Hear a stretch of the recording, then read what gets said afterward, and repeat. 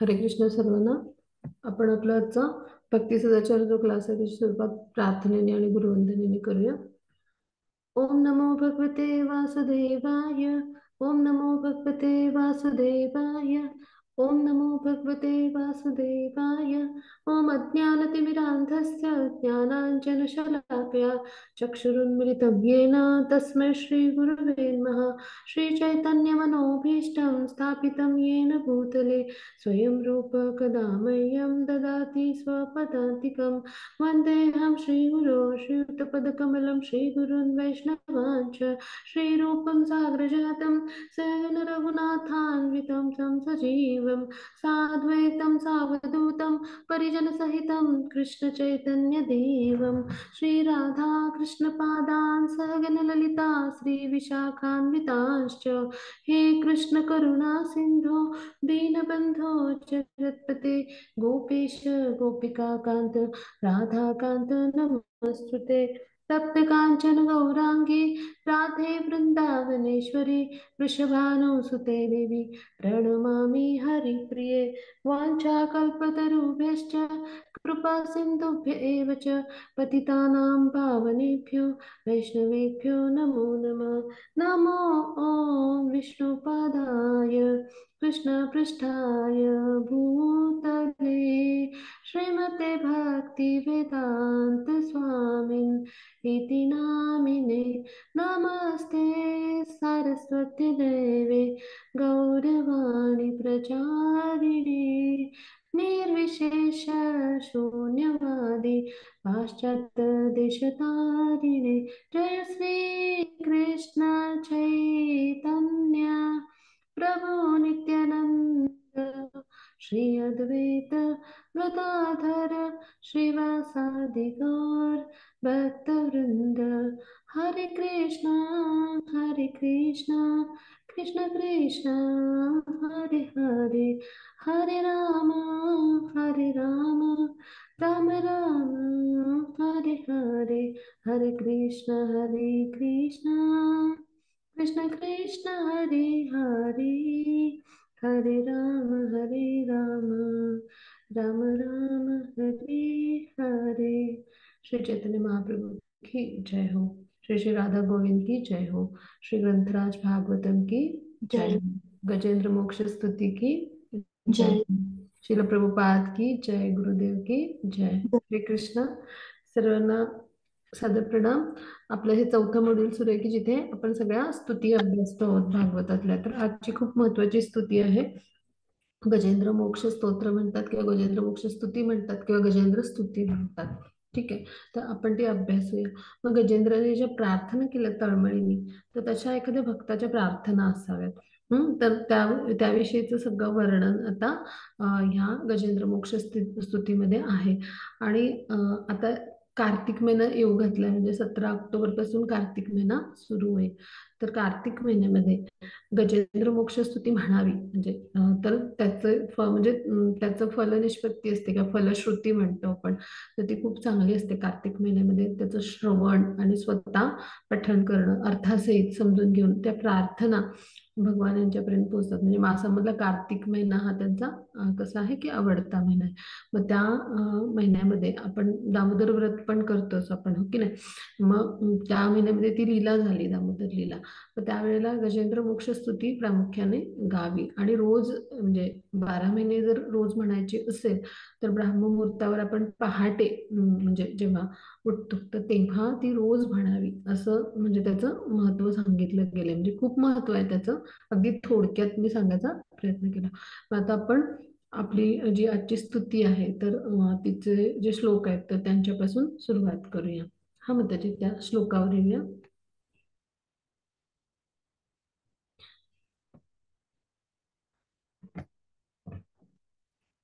हरे कृष्णा. श्री गजेंद्र उवाच. ओम नमो भगवते तस्मै यत एतच्चिदात्मकम् पुरुषाय बीजाय परेशाय धीमहि. हरे कृष्णा.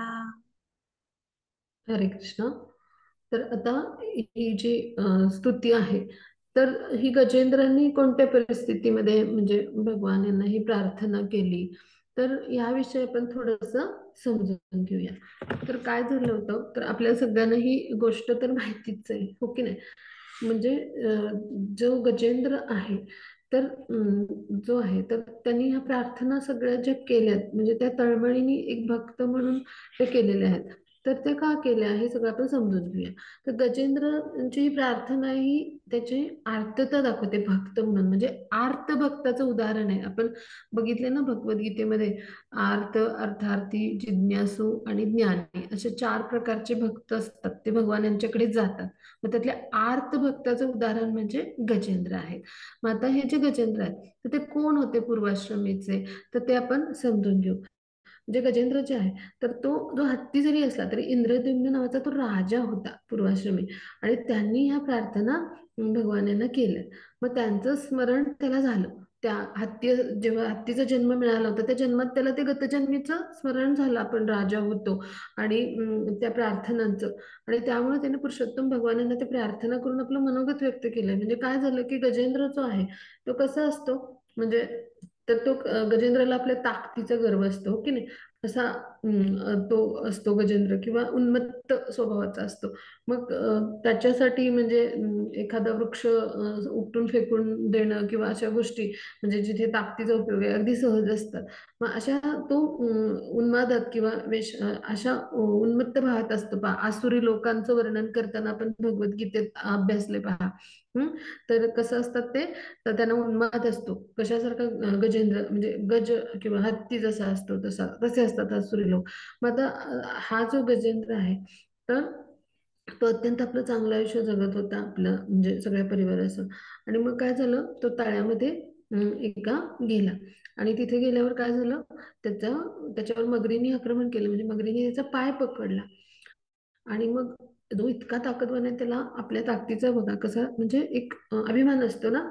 मग हजारो वर्ष ते युद्ध चाललं दोघांमध्ये, पण त्याला काही पाय सोडवता नाही आला मगरीच्या ताब्यातून. मग त्यावेळेला तो पूर्णतः शरण गेला, म्हणजे असहाय्य परिस्थिती. मग पहा, आपण हेच ना आपल्या भौतिक जीवनामध्ये पाहतो. म्हणजे गजेंद्रवरनं आपण काय शिकायचं, तर भौतिक जगतामध्ये एखादा जेव्हा म्हणजे आपल्यासारखा जीवात्मा आहे, भौतिक जीवनामध्ये येतो आणि आपलं जीवन जगत असतो, तर त्यावेळेला काय होतं, माझं कुटुंब, माझं म्हणजे सगळं ऐश्वर्य, मी मिळवलेलं पद, या सगळ्या किंवा संपत्ती, सन्मान, म्हणजे सगळं हे जे काय आहे, हे एक अभिमान असतो गजेंद्रासारखा आपल्याला पण. म्हणजे या उदाहरणात आपण शिकूया. आपलं पण असंच असतं, म्हणजे माझी संपत्ती, माझी मुलं माझी सगळं, म्हणजे माझ्या सगळ्या गोष्टी, असं आपल्याला खूप उन्माद असतो गजेंद्रासारखा. पण काय झालं गजेंद्राचं, जेव्हा पाय अडकला तेव्हा हत्ती नव्हती, परिवार होता, आप्तेष्ट होते, तळ्याच्या किनाऱ्यावर राहून म्हणजे थांबून मदत करायचा प्रयास जे करणारे होते. मग ते निघून गेले हळूहळू. कोणी संकटात सापडतो ना जेव्हा, किंवा अशा समस्यामध्ये ग्रस्त होतो, तर त्यावेळेला तिथे कोणीच नसतं भौतिक जगतामध्ये. मग जी मुलं बाळ आपली म्हणतो आपण, पत्नी आपली म्हणतो आपण, भाऊ आपला म्हणतो आपण, असे नातेवाईक सगळे जवळचे जे कोणी होते ते विहार करायला आले होते, आणि तिथे गजेंद्रचा पाय जो आहे तर तिथे मगरीने पकडला. मग सगळ्यांनी आपापल्या परीने मदत करायचा प्रयत्न केला. पण भौतिक जगताला दुःखालय शाश्वतमच म्हटले, अशाच समस्या असतात. आणि ह्या सगळ्या समस्या ज्या असतात त्या कशामुळे असतात, तर भौतिक प्रकृती ही अशीच आहे, ओके नाही, 3 गुणांनी युक्त. आणि आपलं जे गत जन्मातलं कर्म आहे त्यानुसार आपल्याला ह्या जन्मात जे आहे तर ते कर्म असतं ते भोगावं लागतं. मग आता त्यावेळेला कुणीच नाही उरलं, मग गजेंद्र असहाय्य होऊन प्रार्थना करू लागलं पहा. आपलं पण असंच होतं आपल्या भौतिक जीवनामध्ये, ओके नाही, संकटात असतो किंवा अशा कुठल्याही वेळेला की आपण काय होतं, आपल्यावर वेळ काय येते की अशा परिस्थितीने असहाय्य बनतो. म्हणून त्याला काय म्हटले, दुःखालय मग शाश्वत म्हणले भौतिक समस्यांना, किंवा त्याला काय म्हटले, दावानल म्हटले. म्हणजे जसा अग्नीचा वणवा पेटतो, तर तसं घडत असतं.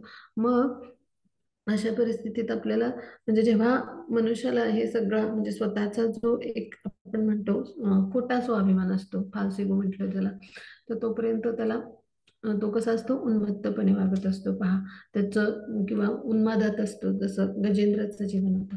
पण जेव्हा असहाय्य होती परिस्थिती, तेव्हा त्याला काय आठवतं, म्हणजे तर म्हणजे साधारण सामान्य जगतामध्ये काय करतो माणूस मग म्हणजे देवाकडे पोचतो किंवा असे कोणीतरी साधू पुरुष यांच्याकडे जायचा प्रयत्न करतो. पण जोपर्यंत भौतिक सुख असतात तोपर्यंत त्याला या गोष्टी आठवतच नाही, की जो म्हणजे ज्याने कृष्णांना नाही जाणले किंवा जो कृष्णा जे आहेत ते पुरुषोत्तम असे म्हणजे पुरुषामध्ये उत्तम असे भगवान आहेत असं जो कोणी जाणत नाही, त्याचं नॉर्मल आयुष्य म्हणजे त्याचं सामान्य जीवन कसं असतं असं असतं. तसंच एक गजेंद्र होता आणि त्याचं असं सामान्य एक पशुवंत जीवन होतं असं होतं ते. जरी तो गतजन्मीचा राजा होता पण या जन्मामध्ये त्याला पशुजीवन मिळालं होतं आणि त्या पशुजीवनामध्ये तो पशुवत आपलं जीवन जगत होता. मग त्यावेळेला म्हणजे त्याला काय झालं, इतक्या वर्ष म्हणजे ते युद्ध चाललं की त्या आक्रमणाने अवघड परिस्थिती झाली त्याची. आणि मग त्यावेळेला त्याला गतजन्मीचं स्मरण झालं स्मृतीचं. आणि मग त्याला त्या प्रार्थना आठवल्या, म्हणजे आपण कोण होतो हे पशु बनलेल्या त्या गजेंद्राला समजलं. आणि त्या प्रार्थनाही आठवल्या. तो उच्च कोटीचा भक्त होता गतजन्मीचा. मग त्यामुळं काय झालं की तो जे आहे तर तो प्रार्थना करू लागला. मग त्या प्रार्थना कोणत्या होत्या ते आपण अभ्यासणार आहोत. मग यातून काय शिकायचं आपण, तर आपल्या जीवनामध्ये सुद्धा यासाठी साधू म्हणजेच काय किंवा साधू म्हणजे कृष्ण भावना पुरुष किंवा गुरु की जे प्रमाणित आध्यात्मिक गुरु आहेत हे आपल्या जीवनामध्ये येणं आवश्यक आहे. आणि त्यांच्या आपण जेव्हा शरण जातो म्हणजे साधू गुरु शास्त्र हे आपल्या जीवनामध्ये अशा परिस्थितीमध्ये येणं आवश्यक आहे. तर त्यावेळेला काय होतं, आपण कृष्णांच्या कृपेस प्राप्त होतो. म्हणजे आणि मग अशा समस्या ज्या आहेत म्हणजे तर त्या दरवेळेला आपल्या जीवनामध्ये येतील. मग जसं गजेंद्राने प्रार्थना केल्या म्हणजे हे दुःखालय आहे, इथे अशाच समस्यांनी आपण ग्रासलेलो आहोत, एक संपली की दुसरी. तर त्यावेळेला गजेंद्रांनी जशा प्रार्थना केल्या त्या तशा पद्धतीने आपण प्रार्थना करू, भगवंतांना आळवू, त्यांचं स्मरण करू तळमळीने, त्या आर्तभावाने. तर निश्चितच काय होईल, त्यांची आपल्यावर कृपा होईल. तर हे आपण ह्याच्यातून शिकायचं. आता हे जे आहे आपलं जे भौतिक जीवन आहे तर तिथे म्हणजे वेगवेगळ्या गोष्टींचा आपण काय होतो आश्रय घेत असतो आपल्या स्वतःच्या संतुष्टीसाठी. म्हणजे काय की भौतिक जीवनामध्ये आपण म्हणजे काही दिवस काही सुखामध्ये रमतो तर काही म्हणजे नातेवाईकामध्ये रमतो. म्हणजे असं प्रत्येकाचा सुख घेण्याचा मार्ग असतो.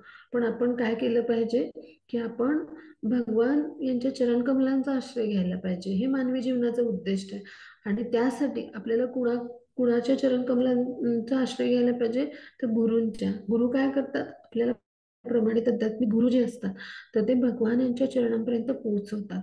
आणि ह्यासाठी आपण काय केलं पाहिजे की आध्यात्मिक गुरूंच्या आदेशांचं पालन करून आपण गुरु म्हणजे गुरुचरणी जेव्हा जाऊ किंवा त्यांच्या आदेशाचं पालन करू तेव्हा आपण कृष्णचरणी जाऊ. आणि अशा पद्धतीने मायाच्या बंधनातून आपली सुटका होईल आणि आपल्याला भगवत धामाची प्राप्ती होईल. ह्यासाठी ह्या प्रार्थना ज्या आहेत तर त्या फार महत्वाच्या आहेत. म्हणजे आपण प्रार्थना पण केल्या पाहिजेत. म्हणजे म्हणजे वंदन आपण नवविधा भक्तीमध्ये अभ्यासतो ना, वंदन भक्ती.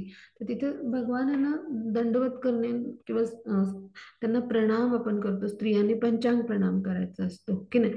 तर आपण प्रणाम करतो त्यांना. तर त्यावेळेला अशा पद्धतीने प्रणाम करत असताना आपण काय केलं पाहिजे, म्हणजे नुसतेच प्रणाम नाही, ते मनोभावे प्रणाम पण झाला पाहिजे. पण अशा विविध प्रार्थनांच्या माध्यमातून भगवानांना आपण अर्थतेनं आळवलं पाहिजे.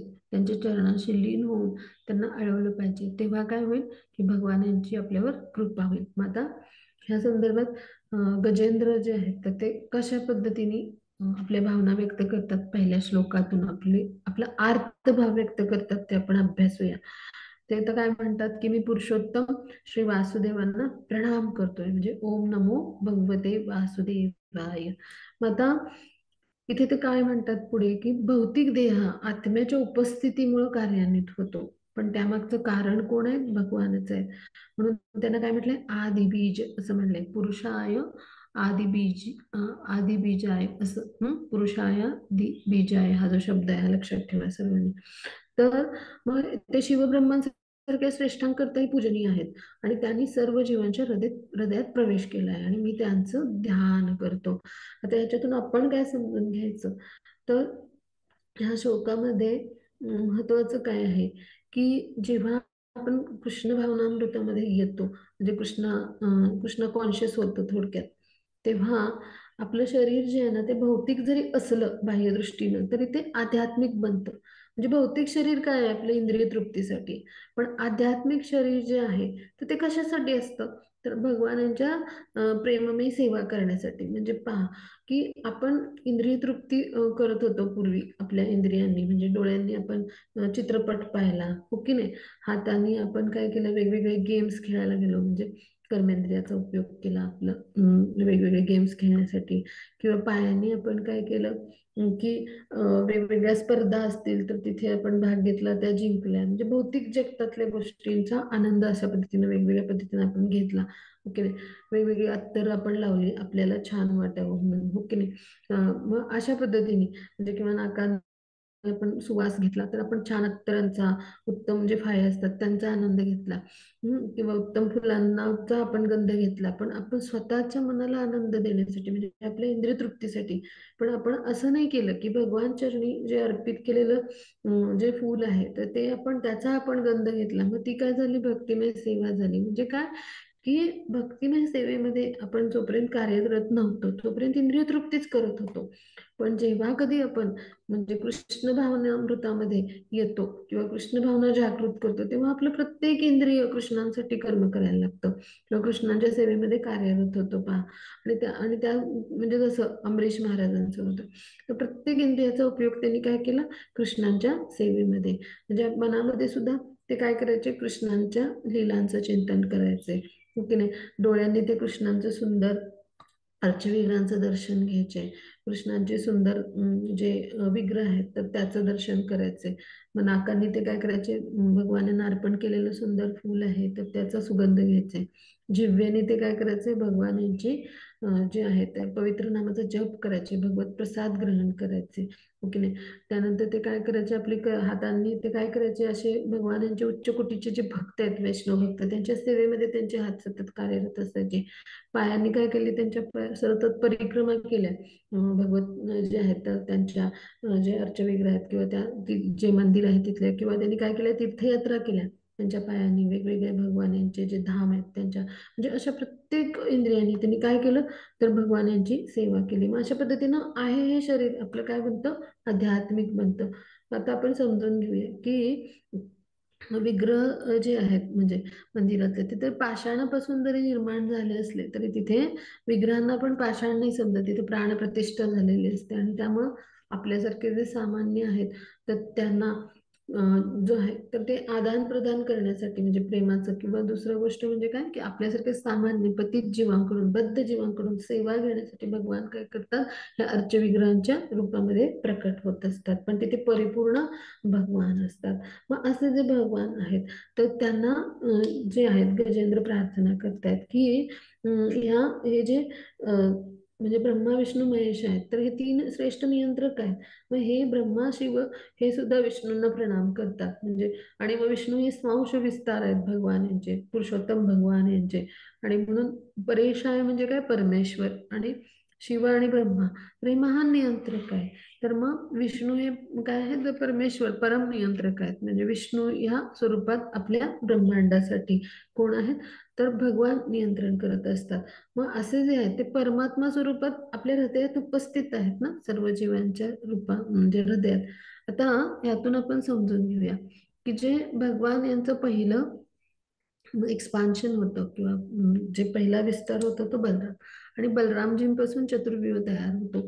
आणि मग जो चतुर्व्यूह तयार होतो किंवा तिथून पुढचे सगळे एक्सपान्शन्स आहेत, तर हे कोण आहेत, तर हे नारायण आहेत. सगळेच नारायण रूप आहेत. मग ते वेगवेगळ्या पद्धतीनं नाव वेगवेगळे आहेत, अनिरुद्ध, संकीर्षण, पण ते नारायणच आहेत. म्हणजे विष्णू तत्व तिथं कार्यरत करत असतं किंवा कार्यरत होत असतं. मग असे जे आहेत म्हणजे तर त्या नारायण, तर त्यांचंच प्राकट्य म्हणजे काय आहे, भौतिक जगतातलं आपल्यासोबत जीवात्मा म्हणून आपली संगत करतात भगवान, तर ते परमात्मा रूपामध्ये. म्हणजे या भौतिक जगतामध्येच परमात्मा रूप असतं भगवंतांचं, गोलोक वृंदावनमध्ये नसतं, आध्यात्मिक जगतामध्ये नसतं. म्हणजे आपल्या सोबत एक जीवात्मा म्हणून परमात्माच्या रूपामध्ये भगवान जे असतात ते उपस्थित असतात. मग अशा पद्धतीनं भगवान जे आहेत तर ते सर्व चराचरामध्ये व्यापलेले आहेत किंवा सर्व व्यापकता आहे त्यांची. मग असे जे भगवान आहेत तर त्यांनी सगळ्या जीवांच्या हृदयात प्रवेश केला आहे. आणि शिवब्रह्मा जरी ईश्वर असले, त्यांच्यामध्ये काही प्रमाणात गुण आहेत भगवान यांचे, पण परमतत्व किंवा परम परमेश्वर म्हणजे सर्व गुणांनी युक्त किंवा सर्वश्रेष्ठ गुण आणि सर्व जास्तीचे गुण असलेले कोण आहेत, तर भगवान श्रीकृष्ण आहेत. की ज्यांना ब्रह्माजी काय म्हणतात, ब्रह्मस्तुतीमध्ये गोविंद म्हणून ओळखलं जातं. तर ते म्हणजे काय आहेत, तर परमतत्व आहेत. मग असे जे भगवान आहेत तर त्यांनी परमात्मा स्वरूपात सगळ्या जीवांच्या हृदयात प्रवेश केलाय. मग अशा भगवान यांचं मी ध्यान करतो. म्हणजे आपल्या परमात्मा स्वरूपातील जे भगवान आहेत त्यांच्या रूपावर मी, म्हणजे असे जे आहेत तर त्यांच्या रूपावर मी ध्यान करतो असं भगवान म्हणतो. म्हणजेच काय, असं गजेंद्र म्हणतो. म्हणजेच काय की परमात्मा स्वरूपातले जे भगवान म्हणजेच कोण आहेत, तर विष्णू आहेत किंवा नारायण आहेत जे, तर त्यांचं जे आहेत तर गजेंद्र ध्यान करतोय. आणि ते कोण आहेत, भगवान यांचंच प्राकट्य आहेत, म्हणजे त्यांचा स्वांश विस्तार आहे. तर अशा रूपावर भगवान यांच्या गजेंद्र ध्यान करतोय.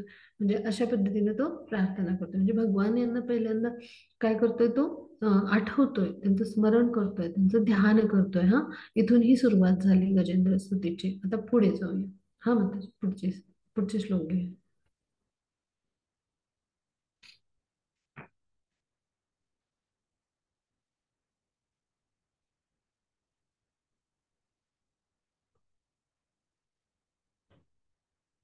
हरे कृष्णा. जी माताजी. तिसरा श्लोक घे. Yes yes. यस्मिन्निदं मन सॉरी यस्मिन्निदं यतश्चेदं येनेदं सॉरी एक मिनिट माताजी. धृतराष्ट्र नक्षत्रे कुरुक्षेत्रे संवेदना कापांड संजय यस्मिन्निदं यतश्चेदं येनेदं य इदं स्वयं योऽस्मात् परस्मच्च परस्तं सॉरी योऽस्मात् परस्मच्च पर तं प्रपद्ये स्वयंभुवम्. हरे कृष्ण. हरे कृष्ण. आता आपण समजून घेऊया की पूर्ण पुरुषोत्तम भगवान जे आहेत ते सर्व वस्तूंचे सर्वश्रेष्ठ आधार आहेत. सर्व काही निर्माण करणारा घटक तेच आहेत. त्यांनी स्वतः सर्व काही निर्माण केलंय आणि तेच या सृष्टीचे एकमेव कारण आहेत. आणि कारण आणि परिणामांपासून ते भिन्न आहेत. अशा स्वयंभू पूर्ण पुरुषोत्तम भगवान यांना मी शरण आलोय, असं ह्या श्लोकाचा भावार्थ आहे. मग ह्याच्यातून काय म्हणायचंय, जे गजेंद्र आहेत त्यांना, तर ते आपण समजून घेऊया की हे तर सगळं माहितीच आहे आपल्याला, पण मग गजेंद्र सांगतात, मग तिचा अर्थ काय आहे, या स्तुतीमध्ये ते प्रार्थना का करतायत हे आपण समजून घेऊया. की भगवान यांच्याबद्दल आपण काय म्हणजे भगवद्गीतेमध्ये काय म्हणतात, भगवान स्वतःच काय म्हणतात, मया ततम इदम सर्वम जगत अव्यक्त मूर्तीनाम. म्हणजे काय, ज्याप्रमाणे मातीचा घडा भूमीवर स्थित असतो, म्हणजे भगवान हे पूर्ण पुरुषोत्तम भगवान आहेत. मग त्यासारखा मी माझ्या सगळ्या शक्तीवर स्थित आहे. म्हणजे मातीचा घडा ठेवतो तेव्हा ते स्थान मातीच असते, हो की नाही. आणि मातीचा घडा जो आहे, तर तो घडवणारा कुंभाराचा देह कसा आहे, मातीचाच आहे. किंवा कुंभाराचा चाक ज्यावर घडा निर्माण होतो ते सुद्धा काय आहे, म्हणजे मातीच आहे, मातीतूनच निघालेला आहे. म्हणजे काय, आविष्कार तो मातीतूनच आलेला आहे. म्हणजे काय की लागणारे घटक घडा निर्माण करण्यासाठी हे सगळे कुठून आलेत, मातीतून. मग तसंच ह्या श्लोकाच्या माध्यमातून ह्या गोष्टीला म्हणजे भगवानांनी समजावून सांगितलं थोडक्यात, की कशा पद्धतीनं त्यांच्या म्हणजे जे भगवान आहेत तर त्यांच्याच सगळ्या शक्तीवर सर्व काही स्थित आहे. म्हणजे भगवान हे सगळं काही निर्माण करतात आणि त्यांच्या विविध शक्तींच्या माध्यमातून त्यांचं नियंत्रण करतात. आता हे सगळं आपण अभ्यासले भगवद्गीतेमध्ये, हो की नाही. मग आता अशा पद्धतीनं भगवान जे आहे तर सर्व वस्तूंचं मूळ कारण आहे. म्हणजे प्रलयानंतर सगळ्या काही गोष्टी ज्या असतात तर त्यांच्यामध्ये प्रविष्ट होतात. म्हणजे जेव्हा प्रलय होतो तर त्यावेळेला ह्या सगळ्या गोष्टी आहेत त्या पहिल्यांदा कुठून निर्माण होतात, तर कर्णोदकशाही विष्णू आहेत. तर तिथून काय होतं, तर ह्या सगळ्या गोष्टी निर्माण होतात, हो की नाही. म्हणजे जी ब्रह्मांड आहेत किंवा त्यांचे इतर विस्तार आहेत, गर्भोदकशाही विष्णू, क्षीरोदकशाही विष्णू. मग हे जसे निर्माण होतात तसं जेव्हा प्रलय होतो म्हणजे ब्रह्माजींची एक दिवस म्हणजे काय होतं म्हणजे ती सृष्टी निर्माण होते आणि प्रलय होतो म्हणजे ब्रह्माजींची एक रात्र, तेव्हा सृष्टी नष्ट होत असते, भौतिक प्रकृती नष्ट होत असते. मग त्यावेळेला काय होतं, प्रलय जेव्हा होतो त्यावेळेला हे सगळे जीवात्मे जे असतात तर ते कुठे जातात, तर ते पुन्हा महाविष्णू म्हणजे जो कर्णोदक विष्णू आहे त्यांच्या आश्रयाला जातात. मग तसंच परमात्मा स्वरूप जे आहे ते पण भगवंतामध्ये हे पुन्हा सामावलं जात असतं. म्हणजे काय, की ह्याच्यावरून आपण समजून घेऊया की प्रलयानंतर सर्व काही कुणामध्ये प्रविष्ट होतं, तर भगवान यांच्यामध्ये. म्हणून भगवान कसे आहेत, सगळ्या वस्तूंचे मूळ कारण आहेत. आता पुरुषोत्तम भगवान मग श्रीकृष्ण असो किंवा भगवान श्री रामचंद्र म्हणजे कुठल्याही रूपात असो, मग ते तत्व आहे, कृष्ण तत्व आहे ते, हो की नाही. आणि त्यामुळं परम कारण जे आहे किंवा जे काही आहे तर ते कोण आहेत, भगवान श्रीकृष्ण आहेत. किंवा आदी कारण म्हणायचं तर ते कोण आहेत, भगवान श्रीकृष्ण आहेत. म्हणजे ब्रह्मसंहितेमध्ये पण पहिला श्लोक येतो पहा, ईश्वर परमकृष्ण सच्चिदानंद विग्रह अनादिरादि गोविंद सर्व कारण कारण. म्हणजे काय, गोविंद नावाने विख्यात असलेले भगवान श्रीकृष्ण परमेश्वर आहेत. म्हणजे असं म्हटलंय. आणि त्यांचा जे देह कसा आहे, सच्चिदानंद म्हणजे संपूर्ण शाश्वत, संपूर्ण आनंदमय, संपूर्ण दिव्य असं आहे, ज्ञानाने युक्त असं, हो की नाही. सच्चिद आनंद या शब्दाचा अर्थ आपल्याला माहिती आहे, सत म्हणजे संपूर्ण शाश्वत, चित म्हणजे कसा, ज्ञानाने युक्त, आनंद म्हणजे कसा आनंदमय दिव्य असा. मग असं कोणतंही उगमस्थान नाही आहे, ते सर्व कारणांचे आदी कारण आहेत. म्हणजे सगळ्यांच्या अस्तित्वाचं कारण कोण आहे, भगवान स्वतः आहेत पहा.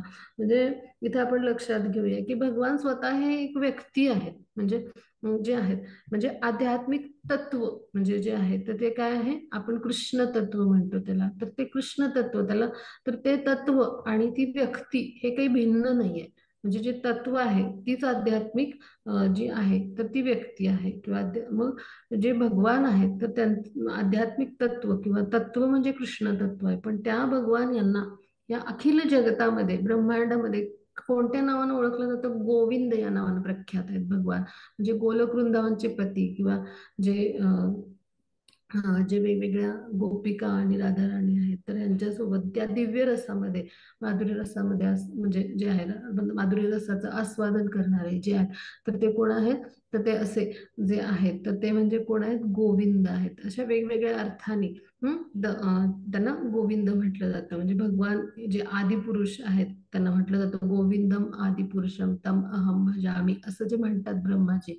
तर ते म्हणजे काय, आदिपुरुष किंवा आदिकारण असलेले असे, किंवा त्यांना आपण परमपुरुष म्हणतो. हे म्हणजे कोण, त्यांचं नाव काय आहे, गोविंद. आणि कृष्ण हे काय आहे, तत्व आहे खरं तर. मग तत्व आणि ती व्यक्ती भिन्न नाही आहेत. आणि त्यामुळे ते परम तत्व आहे, म्हणजे ते कृष्ण तत्व आहे.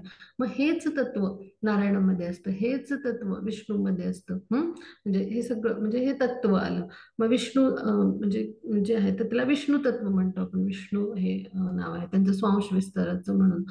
किंवा नारायण. पण हे सगळे काय आहे, तर भगवान यांचे विस्तार आहेत. म्हणजे तो श्लोकही येतो पहा, भगवान यांच्या विस्ताराविषयी येते चांस कला पुंसा, असा एक श्लोक येतो भागवतामध्ये. म्हणजे काय, हे सगळे कला म्हणजे विस्तार आहेत, वेगवेगळे डिव्हिजन्स आहेत भगवानांचे. पण हे परमतत्व आदिकारण किंवा मूळ कारण कोण आहेत, परमतत्व म्हणजे ते कृष्ण तत्व आहे त्यांच्यामध्ये. तर ते कोण आहेत, तर भगवान म्हणजे स्वतः आहेत. म्हणजे ते परमतत्व आणि भगवान हे काही भिन्न नाही आहेत.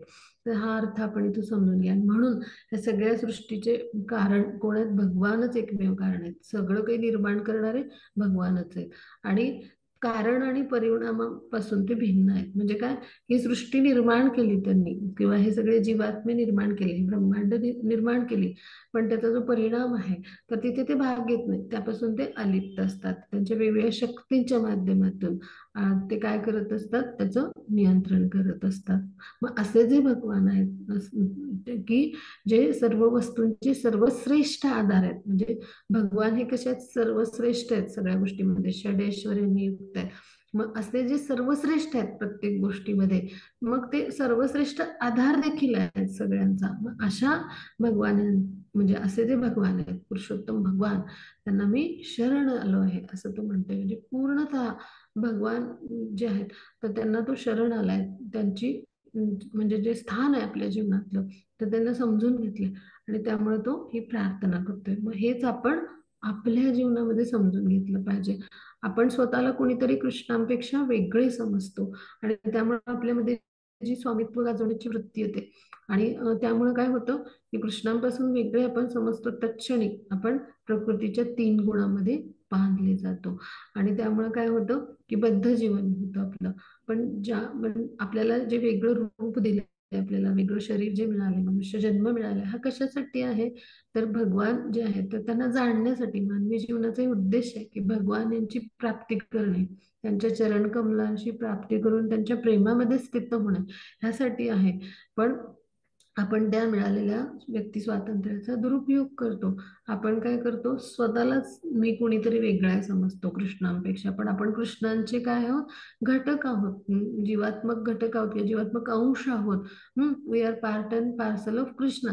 जसं एक यंत्र आहे तर त्याचे वेगवेगळे घटक मिळून ते यंत्र बनतं, हो की नाही? मग त्या यंत्राचा एक वेगळा भाग आहे, जसा असतो, तर तो वेगळा भाग म्हणजे काही यंत्र नसतं. मग म्हणजे ते संपूर्ण भागांचं मिळून ते यंत्र. मग तसेच भगवान जे कृष्ण आहे तर त्यांचे आपण काय आहोत, तर एक अंश आहोत, एक चित्तकण आहोत.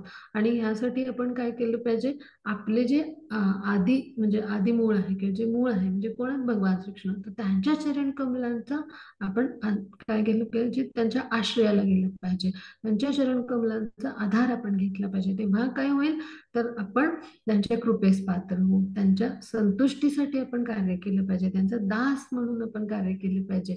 तेव्हा काय होईल, ते भगवान जे ते संतुष्ट होईल. जसं यंत्राचा प्रत्येक भाग आहे तो आपापलं कार्य करतो, मग तेव्हा यंत्राचं कार्य होतं. म्हणजेच काय, की जेव्हा मुळाला आपण पाणी घालतो वृक्षाच्या, तेव्हा आपोआपच फांद्या, पानं, फुलं, खोड्यांना पोहोचतं. म्हणजेच काय, की आपण भगवान यांना संतुष्ट केलं तर निश्चितच काय होईल, की आपण आपोआपच संतुष्ट होणार आहोत. आपल्यासाठी वेगळे काही प्रयत्न करायला लागणार नाही. म्हणजे आपले डोळे असं आपापलंच अन्न ग्रहण करतात का, किंवा आपलं नाक असं आपापलंच अन्न ग्रहण करतं का? नाही. तर आपण काय करतो, आपल्या उदरामध्ये ते ग्रहण करतो आणि उदरातून सगळीकडे पसरवलं जातं. मग तसंच आहे, कृष्णांच्या संतुष्टीसाठी जेव्हा आपलं प्रत्येक कर्म होईल तेव्हा निश्चितच आपण सगळ्यांना संतुष्टी येईल, आनंद येईल. हेच आपल्या जीवनाचं खरं उद्देश आहे. आणि हे पशुवत जीवन गजेंद्राला मिळालं होतं आणि त्यामुळे त्याला विस्मरण झालं होतं. आणि त्याला ते स्मरण झालं आणि मग त्यांनी आर्ततेने ह्या प्रार्थना केल्या.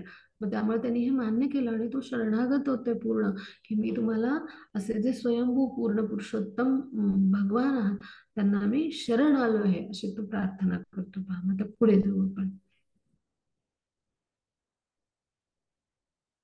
हा, मग त्याची पुढचा श्लोक घेऊया.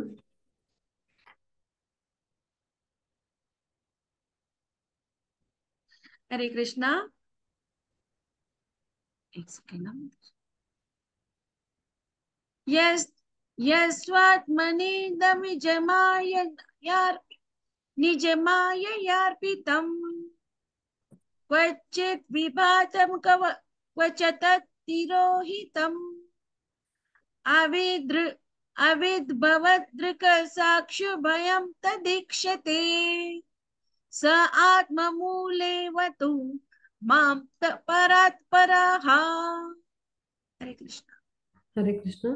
आता पूर्ण पुरुषोत्तम भगवान आपल्या मायाशक्तीचा विस्तार करून भौतिक सृष्टी कधी प्रकट तर कधी अप्रकट करतात. आता सगळ्या परिस्थितीत सर्वोच्च कारण आणि सर्वोच्च परिणाम आहेत. मग तसंच ते द्रष्टा आणि साक्षी सुद्धा आहेत. हे सर्व वस्तूंच्या पलीकडं स्थित आहेत आणि पूर्ण पुरुषोत्तम भगवान माझे रक्षण करो. आता इथे त्यांची प्रार्थना गजेंद्र जे आहेत त्यांची सुरू झाली, की माझं रक्षण करा असं म्हणतात. मग ते रक्षण करा म्हणण्यापूर्वी त्यांनी काय केले, भगवानांना अर्थ त्यांनी आळवलंय, त्यांची स्तुती केली. कुठलाही भक्त काय करतो, भगवानांची स्तुती करतो पहिल्यांदा. आणि मग त्यानंतर म्हणजे टप्पे आहेत की स्तुती करतो तो, त्यानंतर काय करतो की त्यांच्यामुळं आपलं कसं अस्तित्व आहे आणि त्यांच्या कृपेमुळं आपल्याला कसं हे सगळं जीवन मिळालंय त्याबद्दल कृतज्ञता व्यक्त करतो. आणि त्यानंतर तो काय करतो, त्यांचं गुणगान करतो आणि त्यानंतर आपली इच्छा व्यक्त करतो. पहा, तर अगदी तशाच क्रमाने गजेंद्राने केले. पहा, पहिले जे 2 श्लोक होते तर भगवानांची त्यांनी स्तुती केली, मग त्यानंतर त्यांना म्हणजे स्तुती करताना त्यांनी प्रार्थना तर म्हणजे केलीच, कृतज्ञता व्यक्त केली की असं सगळ्या जीवात्मामध्ये प्रत्येक म्हणजे माझ्यासारख्या सुद्धा जीवात्मामध्ये तुम्ही उपस्थित आहात. आणि त्यानंतर अशा असे जे आहेत त्यांना मी नमस्कार करतो, म्हणजे त्यांना वंदन केलं त्यांनी. आणि त्यानंतर काय केलं, की त्यांनी पुढे प्रार्थना केली की असे जे भगवान आहेत तर ते सगळ्या म्हणजे जे आहेत सगळ्या कारणांचे कारण आहेत आणि असे पुरुषोत्तम भगवान यांना मी शरण आले असं सांगितलं. आणि आता चौथ्या श्लोकामध्ये ते काय करतायत की असे जे भगवान आहेत ते द्रष्टा आणि साक्षी सुद्धा आहेत आणि असे जे पूर्ण पुरुषोत्तम भगवान आहेत त्यांची अशी वेगवेगळ्या पद्धतीने स्तुती करून झाल्यावर त्यांच्याविषयी कृतज्ञता व्यक्त करून झाल्यावर त्यांना वंदन करून झाल्यावर म्हणजे हे टप्पे पूर्ण केल्यावर एक भक्त म्हणून काय म्हणतात गजेंद्र, याचे पूर्वजन्मीचे इंद्रद्युम्न राजा होते, ते काय म्हणतात की आता भगवान माझे रक्षण करो. म्हणजे मग भक्त आपली इच्छा व्यक्त करतो आणि ती सुद्धा आध्यात्मिक इच्छा आपण व्यक्त करायची. आपली भौतिक जगतातली मला अमुक संपत्ती मिळो, मग मला अमुक पत्नी मिळो, अशा काही अपेक्षा नसतात करायच्या कधी भगवत चरणी. म्हणजे आपल्याला खरं तर भगवान यांची भक्तिमय प्रेममय सेवा करून आपल्या जन्माचं मिळालेला जो मनुष्य जन्म आहे त्याचं सार्थक करायला इथे आपल्याला पृथ्वी लोकावर पाठवलं गेलं, आपण आलोय. पण आपण हे विसरतो आणि काय म्हणतो आपण, सुंदर बंगला पाहिजे, गाडी पाहिजे, उत्तम पत्नी पाहिजे, गोंडस मुलं पाहिजे. आपल्याला आपले जे पाहिजे पाहिजे अशा ज्या अपेक्षा आकांक्षा असतात ते आपले संपतच नाही, हो की नाही.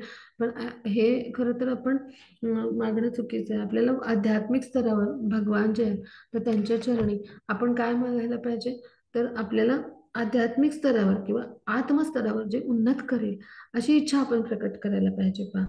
आणि त्या दृष्टीने आता भगवान जे आहेत तर त्यांची आपण सुपुत्र सुपुत्री आहोत. मग मुलं बाळं जी असतात आपली, आपण पाहिलंय भौतिक जगतामध्ये ती कोणाकडे प्रार्थना करतात, कोणाकडे हट्ट करतात, कोणाकडे विनवणी करतील, कोणाकडे म्हणजे सगळ्या ज्या गोष्टी आहेत ते मागतील तर आपल्या माता पित्यांकडे, हो की नाही. आपल्या पित्याकडे आपण हट्ट करतो, मग आपले माता पिता किंवा परमपिता सर्व काही म्हणजे आपल्याला बीज देणारे सुद्धा भगवानच आहेत. म्हणजे अहम बीज पिता असा श्लोक येतो भगवद्गीतेत. म्हणजे सगळं काही आपल्यासाठी जर भगवानच आहेत तर आपण त्यांची सुपुत्र सुपुत्री म्हणून भगवान यांच्याकडेच आपल्या रक्षणासाठी सुद्धा धावा करू, हो की नाही. म्हणजे आपण जेव्हा लहान होतो तेव्हा संकटात सापडलो तर आपण पटकन आई बाबा म्हणून आपल्या म्हणजे मुखामध्ये शब्द येतात, हो की नाही. अजूनही आपल्याला काही लागलं तर अगं आई ग असा शब्द येतो, हो की नाही. किंवा आपण आपल्या पित्यांना हाक मारतो काही भीतीदायक असलं तर. म्हणजे असं म्हणजे आपल्याला हे माहिती आहेत उदाहरणं आपल्या जीवनातली, म्हणजे काय की माता पिता सगळे कोण आहेत, श्रीकृष्ण आहेत आपल्यासाठी. आणि मग त्यांना आपण आळवणं, त्यांना हाक मारणं महत्वाचं आहे. मग त्यानुसार काय करतात गजेंद्र जे आहेत तर ते जे आहेत श्रीकृष्ण भगवान आहेत तर त्यांना ते प्रार्थना करतायत की माझं आता रक्षण करा. म्हणजे एक जसा पुत्र आपल्या पित्यानं काय करतो, आळवणी करतो पित्यांकडे की मला वाचवा याच्यातून. आपण छोटे असो तर आपण घाबरतो पहा छोट्या छोट्या गोष्टींना आणि मग लगेच आपल्या पप्पांकडे जातो, हो की नाही. किंवा आपली मम्मी असेल तिथे जात तिच्याकडे वळतो घाबरून. असं आपण अनुभवलं असेल भौतिक जगतामध्ये गोष्टी, लहान मुलं असं करतात, आपण पण तेच केलं. म्हणजेच काय, आपण जेव्हा संकटात सापडतो तेव्हा आपण कुठे गेलो, आपल्या माता पित्यांकडे. मग माता पिता सगळं काही भगवानच आहे. त्यांच्याकडे जेव्हा आपण धावतो अशा आपले जे परम पुरुषोत्तम भगवान आहेत तेव्हा निश्चितच ते काय करतात, आपल्यावर दया करतात, कृपा करतात. आणि मग ते कशी कृपा करतात ते आपण आता पुढे अभ्यासूया. हा आता पुढचा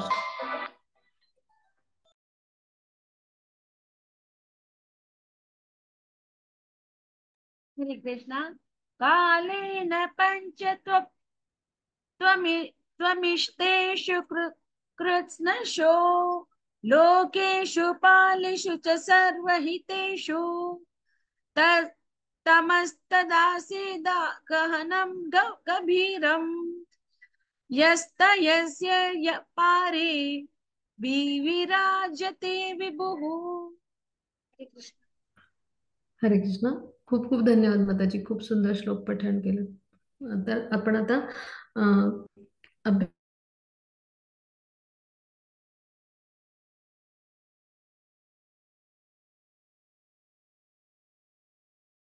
भगवानाच्या मनात आलं तर एका शक्तीचा उपयोग करून ते भौतिक सृष्टी क्षणी सृष्टी निर्माण होत असते पहा. म्हणजे काय काय आहे तर म्हणजे सर्वांच्या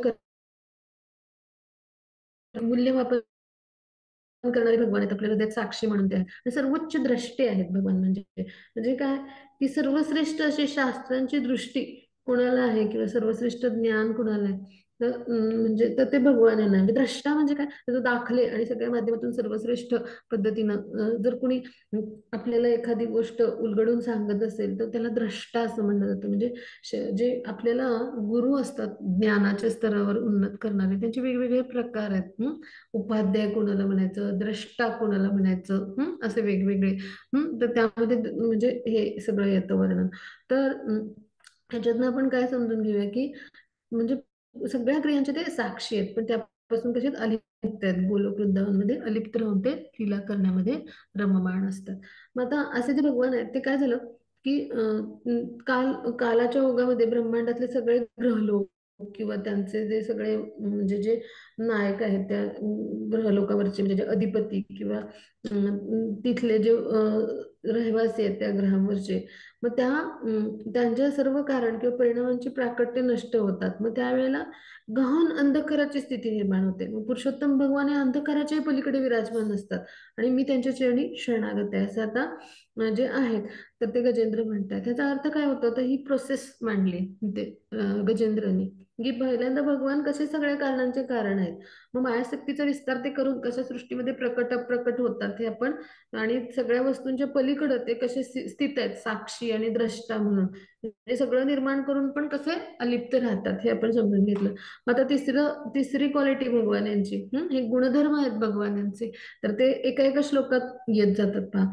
तर आता हे सगळे जे ब्रह्मांडातले ग्रह आहेत किंवा हे सगळे ब्रह्मांड आणि तिथले सगळे ग्रह आहेत, तर त्यांचे पालक म्हणजे काय, त्यांचे जे अधिपती आहेत, म्हणजे आता प्रत्येक ब्रह्मांडामध्ये छोटे छोटे ग्रहलोक आहेत वेगवेगळे, हो की नाही. जसे आपले आहेत म्हणजे पृथ्वीच्या वरती 7 लोक आहेत आणि पृथ्वीच्या खाली 7 लोक आहेत, तसे प्रत्येक ब्रह्मांडामध्ये आहेत. मग त्यांचे अधिपती म्हणजे आता ब्रह्मलोक आहे तर तिथला अधिपती म्हणजे त्यांना म्हणले त्यांचं पालक, हम्म तर ते कोण आहेत, ब्रह्मा म्हणजे उदाहरणार्थ पालक म्हणजे. तर तसे सगळे म्हणजे जे हे सगळे आहेत त्या ह्याचे पालक म्हणजे किंवा ते अधिपती, मग त्या सगळ्यांचं कारण आणि परिणाम यांची प्राकट्य नष्ट होतात. म्हणजे काय, की ह्यांचं निर्माण करणारी ह्यांना निर्माण करणाऱ्या गोष्टी आणि त्याचे परिणाम निर्माण केल्यानंतर त्या म्हणजे प्राकट्यांचे, आणि मग हे सगळंच म्हणजे परिणामांची सुद्धा प्राकट्यच असतात ना ती. तर हे सगळं जेव्हा नष्ट होतं, तर म्हणजेच काय, थोडक्यात थोडीशी क्लिष्ट भाषा पण आपण समजून घ्यायचा प्रयत्न करूया, की हे जे सगळे पुरुषोत्तम भगवान यांच्यापासून निर्माण झालेले हे सगळे जे आहेत, म्हणजे आपल्यासारख्या सगळ्यांची म्हणजे जीवात्मे हे देवदेवता आणि आपण हे सगळे आपण नित्यबद्ध जीवात्मे आहेत. आपली सगळ्यांची निर्मिती कोणी केली, भगवान यांनी. मग ब्रह्मशिवांसहित सगळ्या देवी देवताहून भगवान हे श्रेष्ठ आहेत, परमेश्वर आहेत.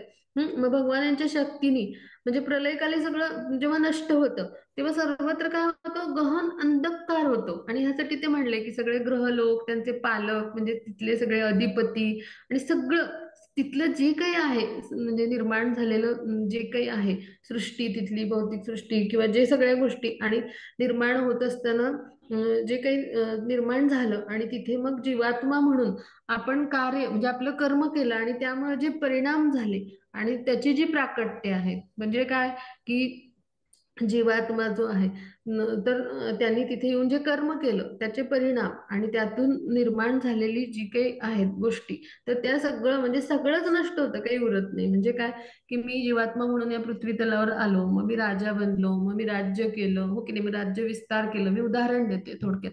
मग हे सगळे जे प्राकट्याचे परिणाम सुद्धा असतात म्हणजे परिणामासहित प्राकट्य पुन्हा त्याची पुढची, हे सगळं नष्ट होतं. म्हणजे काहीच उरत नाही, प्रलयकारी सगळं नष्ट होऊन अंधकार म्हणजे काय, तर ही भौतिक सृष्टी म्हणजे काय, सगळा अंधकार आहे, त्याला बाहेरून प्रकाश द्यावा लागतो कुणीतरी. हा प्रकाश म्हणजे काय, ब्रह्मज्योती आहे. आणि हा हे काय भगवानांच्या शरीरातून निघणारे दिव्य किरण आहेत. आणि हे जे दिव्य किरण जे आहेत तर या दिव्य किरणातून सूर्याला प्रकाश मिळतो. ग्रहांचा राजा कोण, सूर्य. मग त्याला आणि तो प्रकाश या भौतिक सृष्टीला काय करत असतो, प्रकाश म्हणजे प्रकाशित करत असतो. तर तेव्हा आपल्याला हे सगळं जे आहे म्हणजे भौतिक प्रकृती आहे तर तिथे ती प्रकाशमय झालेली दिसते. तर हे भौतिक जगतातलं हे सगळं प्राकट्य आपण अनुभवलं. मग जेव्हा प्रलय होतो म्हणजे ब्रह्माजींची रात्र होते तेव्हा सगळंच नष्ट होतं.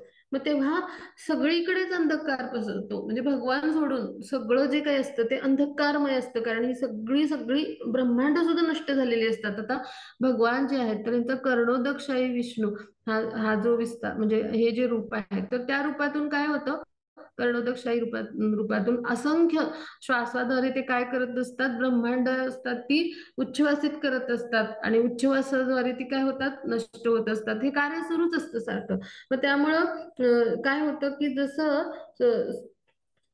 रात म्हणजे एक ब्रह्मा दिवस होतो, तर त्यावेळेला काय होतं, सगळं हे सृष्टी हे सगळं निर्माण होते त्या ब्रह्मांडासाठी, आणि त्यांची रात्र होते म्हणजे प्रलय होऊन सगळं नष्ट होतं. तसं भगवान काय करत असतात, श्वास घेत असतात तेव्हा सगळी जी आहेत त्यांच्या रंध्रातून ब्रह्मांड अशी छोटी छोटी निर्माण होत असतात. गोलोक वृंदावन चार्ट तुम्ही अभ्यासला असेल तर, पिवळी पिवळी अशी छोटी ब्रह्मांड निर्माण झालेली छोटे छोटे गोल पाहिले असतील.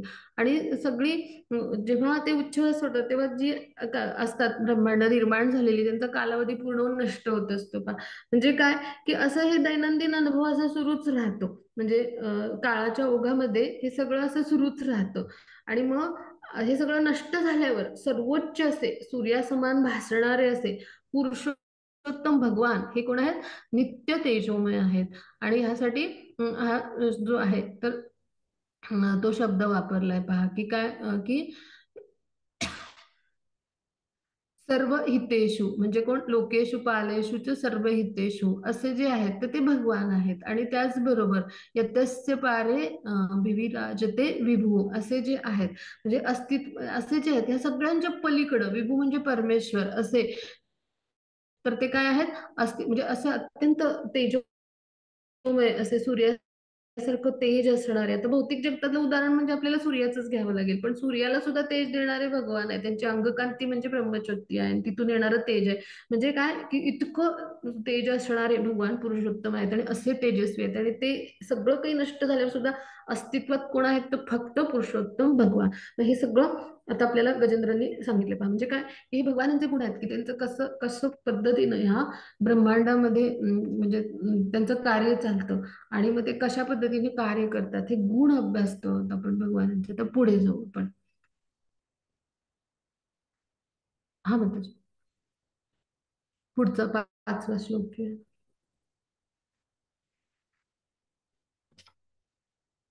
हरे कृष्णा. न यस्य देव ऋषयः पदं विदु जन्तु पुनः कोर्हति गन्तुमिरेतुम् यथा नटस्यात् कृतिभिर्विचेष्टतो दुरत्ययानुक्रमण समावतु. हरे कृष्णा. हरे कृष्ण. आता आपण समजून घेऊया की नट काय करतात, तर आकर्षक वेशभूषा करतात बरं का. म्हणजे काय की नट जशी कृती करतो,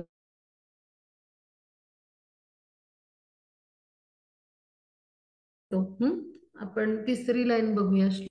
चाली असतात मोह करत तो रंगमंचावर येतो, आणि मग त्याला सामान्य प्रेक्षक तो केलेला मेकअप किंवा ते सगळं घेतलेलं रूप त्यामुळे ओळखू नाही शकत. तसं देवी देवी ते एक कलाकारच आहेत, एक उत्तम नटच आहेत. त्यांचं व्यक्तित्व आणि त्यांच्या कार्याचं आकलन नाही होत. आणि मग पशुवत जीवन जगणाऱ्यांना निश्चितच तर बिलकुलच आकलन होणार नाही. म्हणजे मनुष्यांना होत नाही, ऋषीमुनी देवदेवतांना जाणता नाही आलं भगवान यांचं जे रूप आहे, म्हणजे मानुषी रूप. म्हणजे जे मानुषी रूप जसा एखादा मुखवटा करतो किंवा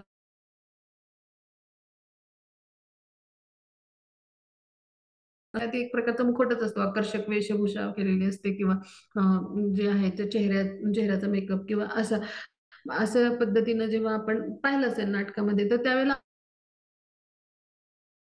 आपल्याला ती नृत्य करत नट जेव्हा येतो तर आपल्यासारख्या सामान्य प्रेक्षकांना तो ओळखू येत नाही. मग तसंच होतं मनुष्य रूपामध्ये. म्हणजे भगवान इतके उत्तम नट आहेत की ते मनुष्य रूप, खरं तर मनुष्यासारखं शरीर नाहीये त्यांचं, पण मनुष्यासारखं ते रूप घेतात आणि ते मनुष्य रूपात येतात, म्हणजे आपल्यासारखं शरीर घेऊन. पण त्यांचं शरीर कसं आहे, आध्यात्मिक आहे. पण भगवान यांचं कसं सच्चिदानंद दिव्य आध्यात्मिक एक प्रकारे. म्हणजे तर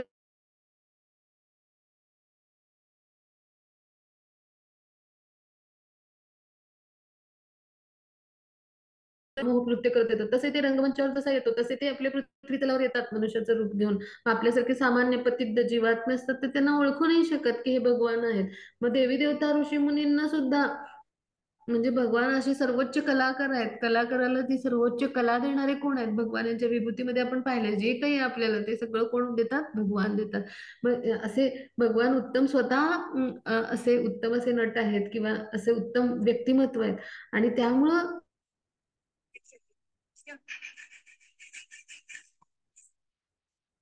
कृष्णांच्या मध्ये तो गुण आहे म्हणून आपल्यामध्ये आहे. मग कृष्णांचं असं जे सर्वोच्च कलाकाराचं इतके उत्तम नट आहेत कृष्ण, की त्यांचं ते व्यक्तिमत्व आणि त्यांच्या कार्याचं आपल्याला आकलनच होत नाही. पशु आहे गजेंद्र हा, मग त्याला कसं म्हणजे पशुवत जीवन जगणाऱ्यांना कसं काय आकलन होईल? आता पशुमध्ये ना आपल्यामध्ये काय फरक आहे? तर आपण समजून घेऊया की आपल्याला जे आहे पशु आणि आपण, तर ह्या दोघांमध्ये फरक काय आहे? तर आपल्याला जी आहे मनुष्याला बुद्धी दिली आहे विचार करण्याची. म्हणजेच काय की जे आहे तर पशुमध्ये काय आहे की जरी बुद्धी असली तरी ती चेतनेचा जो आहे स्तर तो कमी आहे. म्हणजे आणि त्यामुळे काय आहे की त्या स्तरावर म्हणजे निर्णय घेऊन विचार घेऊन आपण असं करायला पाहिजे अशी ते पशुला बुद्धी नसते, हो की नाही? म्हणजे उदाहरण घेऊया की एक जो पशु आहे तर तो चरतच असतो, म्हणजे गवत चरत असतो. एखादी गाय असेल किंवा एखादं गाढव असेल ते गवत चरतच असतं. किंवा एखादा बकरा असेल, मग त्याला माहिती नसतं की पुढच्या क्षणी आपल्याला म्हणजे तो जसं जंगलात चरत असतो तसं त्याला गोठ्यात बांधून म्हणजे गवत चारलं जातं. किंवा एखादा कसाई असेल तर तो सुद्धा त्याच्यासमोर गवत टाकतो आणि त्याला बांधतो आणि त्या गाईला किंवा बकऱ्याला म्हणजे चरायला ठेवलेलं असतं. पण त्याला माहित नसतं, त्याला फक्त गवत मिळतं याच्यात तो सुखी असतो. आपल्याला अन्न मिळते खायला आनंद झाला, एवढीच त्यांच्या चेतनेचा स्तर असतो. मग त्यामुळे काय होतं की ते विचार किंवा निर्णय बुद्धीची क्षमता नसते की ह्यांनी मला असं बांधून ठेवलंय तर आता मला म्हणजे तो मारून टाकेल किंवा माझी हत्या करेल, तर हा स्तरच नाही तिथे. आणि त्यामुळे काय होतं की तो विचार नाही करू शकत आणि त्यामुळे तो जो आहे तर पशुहत्या त्याची म्हणजे पशुहत्या किंवा त्या केली जाते. तर हे सगळं मी का सांगितलं तर पशुला ही बुद्धी नसते. मग हे आपल्याला लक्षात येणं आवश्यक आहे. म्हणजे पशुवत जीवन जगणाऱ्यांना हे काय आकलन होईल? जर सामान्य मनुष्यांना आणि देवी देवतांना ऋषी मुनींना सुद्धा भगवान जे किंवा ते वेगवेगळे अवतार धारण करून येतात तेव्हा किंवा त्यांच्या कार्यलीला काय आहेत. मग अशा पद्धतीनं माझ्यासारख्या पशुला हे कसं कळेल? निश्चितच किंवा निर्बुद्ध जीव आपल्यासारखे आपण जे आहोत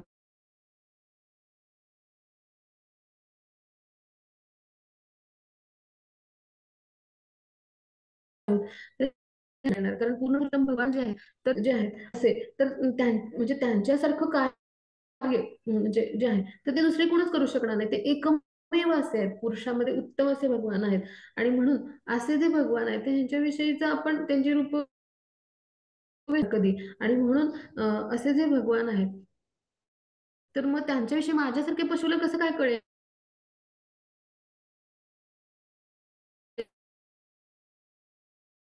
हो की नाही? असं तो आपली मर्यादा भगवानांना त्याचं तुम्ही रक्षण करा. मग ह्याच्यातून आपण काय म्हणजे समजून घ्यायचं की परमेश्वर सर्वव्यापी आहेत. म्हणजे आपल्या आत बाहेर सगळीकडे चराचरामध्ये परमेश्वर आहेत. म्हणजे आपण 15.15 मध्ये आपण अभ्यासलं पहा, सर्वस्यच्या अहम हृदय शून्यविष्ट असं श्लोक येतो. म्हणजे काय की भगवान हे आपल्या हृदयामध्ये आहेतच. मग पशु असो किंवा कोणाचे जे जे लिव्हिंग बीइंग आहेत त्यांच्या हृदयात परमेश्वर आहेत. मग अथक प्रयत्न करून सुद्धा महान योगी साधू संत यांना ह्या महान नटाची वैशिष्ट्ये समजलेली नाहीयेत किंवा त्यांचे कार्य कसं आहे हे समजलेलं नाही. किंवा मानसिक तर्काने किंवा भरपूर पदव्या असून आपल्याला नाही समजून घेता येणार. म्हणजे विद्वत्ता ही काही पात्रता असू शकत नाही कृष्णांना समजून घ्यायला. 10.2च्या तात्पर्यामध्ये भगवद्गीतेच्या आपण अभ्यासले पहा. भगवान यांना जाणण्यासाठी आपण काय करायला पाहिजे? त्यांची भक्तिमय प्रेममय सेवाच केली पाहिजे आणि ती सेवा करण्यासाठी त्यांना आपण शरण गेलं पाहिजे, त्यांना अळवलं पाहिजे, त्यांना प्रार्थना केली पाहिजे. जेव्हा प्रार्थना करतो आपण तेव्हा सुद्धा ती सेवाच आहे. कारण भगवान यांचं ते गुणगान आहे ना. म्हणजे भगवानांचं गुणगान म्हणजे सुद्धा सेवाच आहे, आपण वाणीने केलेली भगवानांची पहा. म्हणजे गजेंद्र ही एक प्रकारे काय करतात, वाचिक तपस्या करतात, त्यांची जी स्तुती करतात ते. आणि जेव्हा आपण अशा पद्धतीनं काया मनसा वाचा शरण जाऊन त्यांची भक्तिमय प्रेममय सेवा करतो, तेव्हा निश्चितच काय होतं, भगवान जे आहेत तर ते संतुष्ट होतात पहा. म्हणजे भगवत कृपेमुळेच एखाद्या भगवान यांना जाणू शकतो पहा. वर्तमान भौतिक देहात राहून आपण भगवानांना नाही जाणू शकत आपल्या भौतिक इंद्रियांनी, त्याला मर्यादा आहेत. म्हणजे जी गोष्ट पूर्णतः आध्यात्मिक आहे त्याला भौतिक इंद्रियांनी आपल्याला कसं जाणता येईल, बिलकुल नाही जाणता येणार, हो की नाही. इंद्रियांच्या मर्यादा आहेत. आणि म्हणून आपल्याला भक्तीचं काय पाहिजे, नेत्र हवे आणि प्रेमाचं अंजन हवं, तेव्हाच आपल्याला काय आहे म्हणजे भगवान यांच्याविषयीचं जे काही आहे तर ते समजेल. म्हणजे भगवान कसे आहेत, कसं कार्य करतात. म्हणजे भगवद्गीतेच्या श्लोकात आहे पहा, जन्म कर्मच मे दिव्यम यो वेत्ती यो वेत्ती तत्वतः, असा एक श्लोक येतो. म्हणजे काय, की भगवान जे आहेत तर ते का अवतरित होतात, तर त्यांचा जन्म कसा होतो, किंवा त्यांचा जन्म आणि कर्म म्हणजे कसं होतं, तर हे सगळ्याविषयी जेव्हा आपल्याला ज्ञान मिळतं तेव्हा आपण निश्चितच या वर्तमान भौतिक देहात असून सुद्धा आपला उद्धार होत असतो. म्हणजे भगवंतांना जाणण्याचे फायदे आहेत, भगवंतांची रूपवैशिष्ट्य गुणवैशिष्ट्य जाणण्याचे हे काय फायदे किंवा लाभ आहेत. आणि ह्यासाठी भगवान यांना आपण जाण्याचा प्रयत्न केला पाहिजे. जेव्हा आपण एखाद्या व्यक्तीला जाणतो तेव्हा त्याची आपण भक्तिमय प्रेममय सेवा करण्यासाठी त्याला पूर्णतः शरण गेलेलो असतो, हो की नाही. म्हणजे बुद्धीने एखादा हुशार मनुष्य जेव्हा जाणतो भगवानांच्या विषयीचं सर्व ज्ञान त्याला येतं, तेव्हा काय होतं, तो पूर्णतः शरण जातो आणि त्यांची भक्तिमय प्रेममय सेवा करायला लागतो, हो की नाही. 10.8 श्लोक आहेत पहा. चतुश्लोकी गीतामध्ये येतो, तर त्याचा हा मतितार्थ आहे. तर म्हणून ह्यासाठी आपण काय केलं पाहिजे, की भौतिक देहाने केलेलं कोणतंही कार्य त्यावेळेला जेव्हा आपण भगवान यांना शरण जातो, जसं गजेंद्र शरण आलाय त्यांना आणि प्रार्थना करतोय, ते ती तपस्या झाली त्याची प्रार्थना म्हणजे, किंवा ती काय झाली, वंदन भक्ती झाली. आणि मग अशा पद्धतीने जेव्हा भक्ती एखादा करतो कृष्ण भावनामय होऊन, त्यावेळेला त्याचा जरी भौतिक देह असला तरी त्या देहाच्या माध्यमातून म्हणजे वर्तमान जीवनामध्ये त्यांनी केलेलं ते आध्यात्मिक कर्म बनतं. आणि अशा आध्यात्मिक कर्म काय करतात, आपल्याला देह त्यागानंतर भगवत धामामध्ये प्रवेश मिळण्यासाठी काय करतात, ती आपल्याला ते म्हणजे ते आध्यात्मिक ती आपल्याला पात्रता मिळवून देतात. आणि ह्यासाठी आपण काय केलं पाहिजे, भगवान यांची भक्तिमय प्रेममय सेवा केली पाहिजे. आणि हीच सेवा जो आहे गजेंद्र आपल्या प्रार्थनेतून करतोय, आपल्या वाणीतून त्यांची काय करतोय, स्तुती करतोय. म्हणजे ही काय झाली, बंधन भक्ती झाली, ही एक प्रकारची तपस्या झाली, वाचिक तपस्या झाली. मग अशा पद्धतीनं आपण भगवानांना शरण जायचा प्रयत्न करू शकतो की नाही. आपल्याकडे काहीच नाही, साधनं नाहीत काही, किंवा आपल्याकडे सामुग्री नाही, मग आपल्याला भगवान म्हणतात पत्रम पुष्पम फलम तोयम, आपल्याकडे ते सुद्धा नाही अर्पण करायला, तर वाणीने आपण श्रीमुखातून आपल्या स्तुती करून भगवानांची कृपा प्राप्त करू शकतो की नाही, अशा परिस्थितीमध्ये, अशा प्रतिकूल परिस्थितीमध्ये. मग म्हणजे त्यासाठी आपण काय करायचं, ह्या वेगवेगळ्या प्रार्थना देखील शिकायच्या आणि भगवान यांना म्हणजे अशा पद्धतीने आळवायचं. म्हणजे काय, की गोविंद स्तव प्रिय म्हटलं जातं. म्हणजे काय, की गोविंद म्हणजे भगवान यांना स्तव स्तुती आवडतात. आणि असे उच्च भक्त, आता गजेंद्र हे उच्च कोटीचे भक्त आहेत भगवानांचे, त्यांच्या मुखातून जेव्हा आलेली प्रार्थना आपण ती म्हणतो, आळवतो, तेव्हा त्या दिव्य आध्यात्मिक स्तरावर आपल्याला त्या भक्त, ते वैष्णव भक्त आहेत असे उच्च कोटीचे, ते घेऊन जातात पहा. आणि भगवानांच्या कृपेस आपण पात्र होऊ असं आपल्यावरती म्हणजे ती एक प्रकारे वैष्णवांची त्या झालेली कृपा असते पहा. आणि यासाठी आपण काय करायचं, अशा प्रार्थना आहेत त्या आळवायच्या असतात, त्यांचं स्मरण करायचं असतं. आणि आता कार्तिक महिन्यामध्ये तर गजेंद्र मोक्ष स्तुती आहे, तर हे नेहमी आपण ते म्हणावे, आपण त्याचं पठण करावं, अर्थासहित समजून घेऊन म्हणावे. म्हणजे श्लोक सुद्धा उच्चारण करताना अर्थासहित समजून घेऊन प्रयत्न करावा. असं जेव्हा आपण करतो ते निश्चितच आपल्या म्हणजे आपल्यावर भगवान यांची कृपा होऊ शकेल. आता पुढे जाऊ, आपण 7व्या श्लोकावर जाऊ.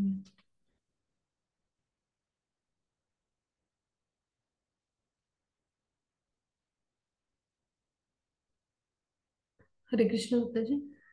स्वतःच्या हरिकृष्ण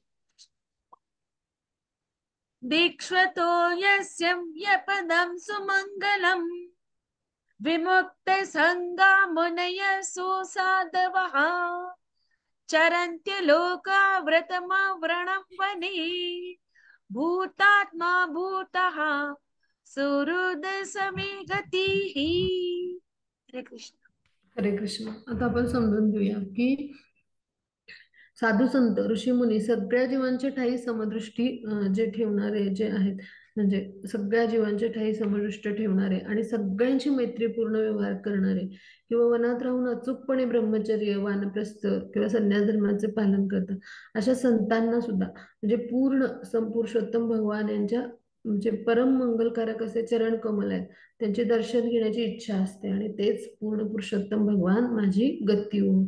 आता इथे जो पुढचा विषय मांडला गजेंद्रांनी, तो कुठला मांडला? तर आता साधू संत आणि ऋषीमुनी म्हणजे ज्यांना आपण साधू म्हणतो, हो की नाही, जे कृष्ण भावना माहित असते आहेत किंवा ऋषीमुनी जे भगवान यांचे हे सुद्धा उच्च कोटीचे भक्त आहेत, तर ते काय असतात म्हणजे तर सगळ्या जीवांच्या ठायी समदृष्टी ठेवतात. सगळ्या जीवांच्या ठायी समदृष्टी ठेवतात म्हणजे काय? प्रत्येक जीवामध्ये ते स्थित असलेले परमात्मा जे आहेत तर त्यांना पाहतात आणि प्रत्येक जीव म्हणजे योनी आणि शरीर कुठलंही असो, म्हणजे प्रत्येक जीवाला योनी आणि शरीर हे वेगवेगळं आहे.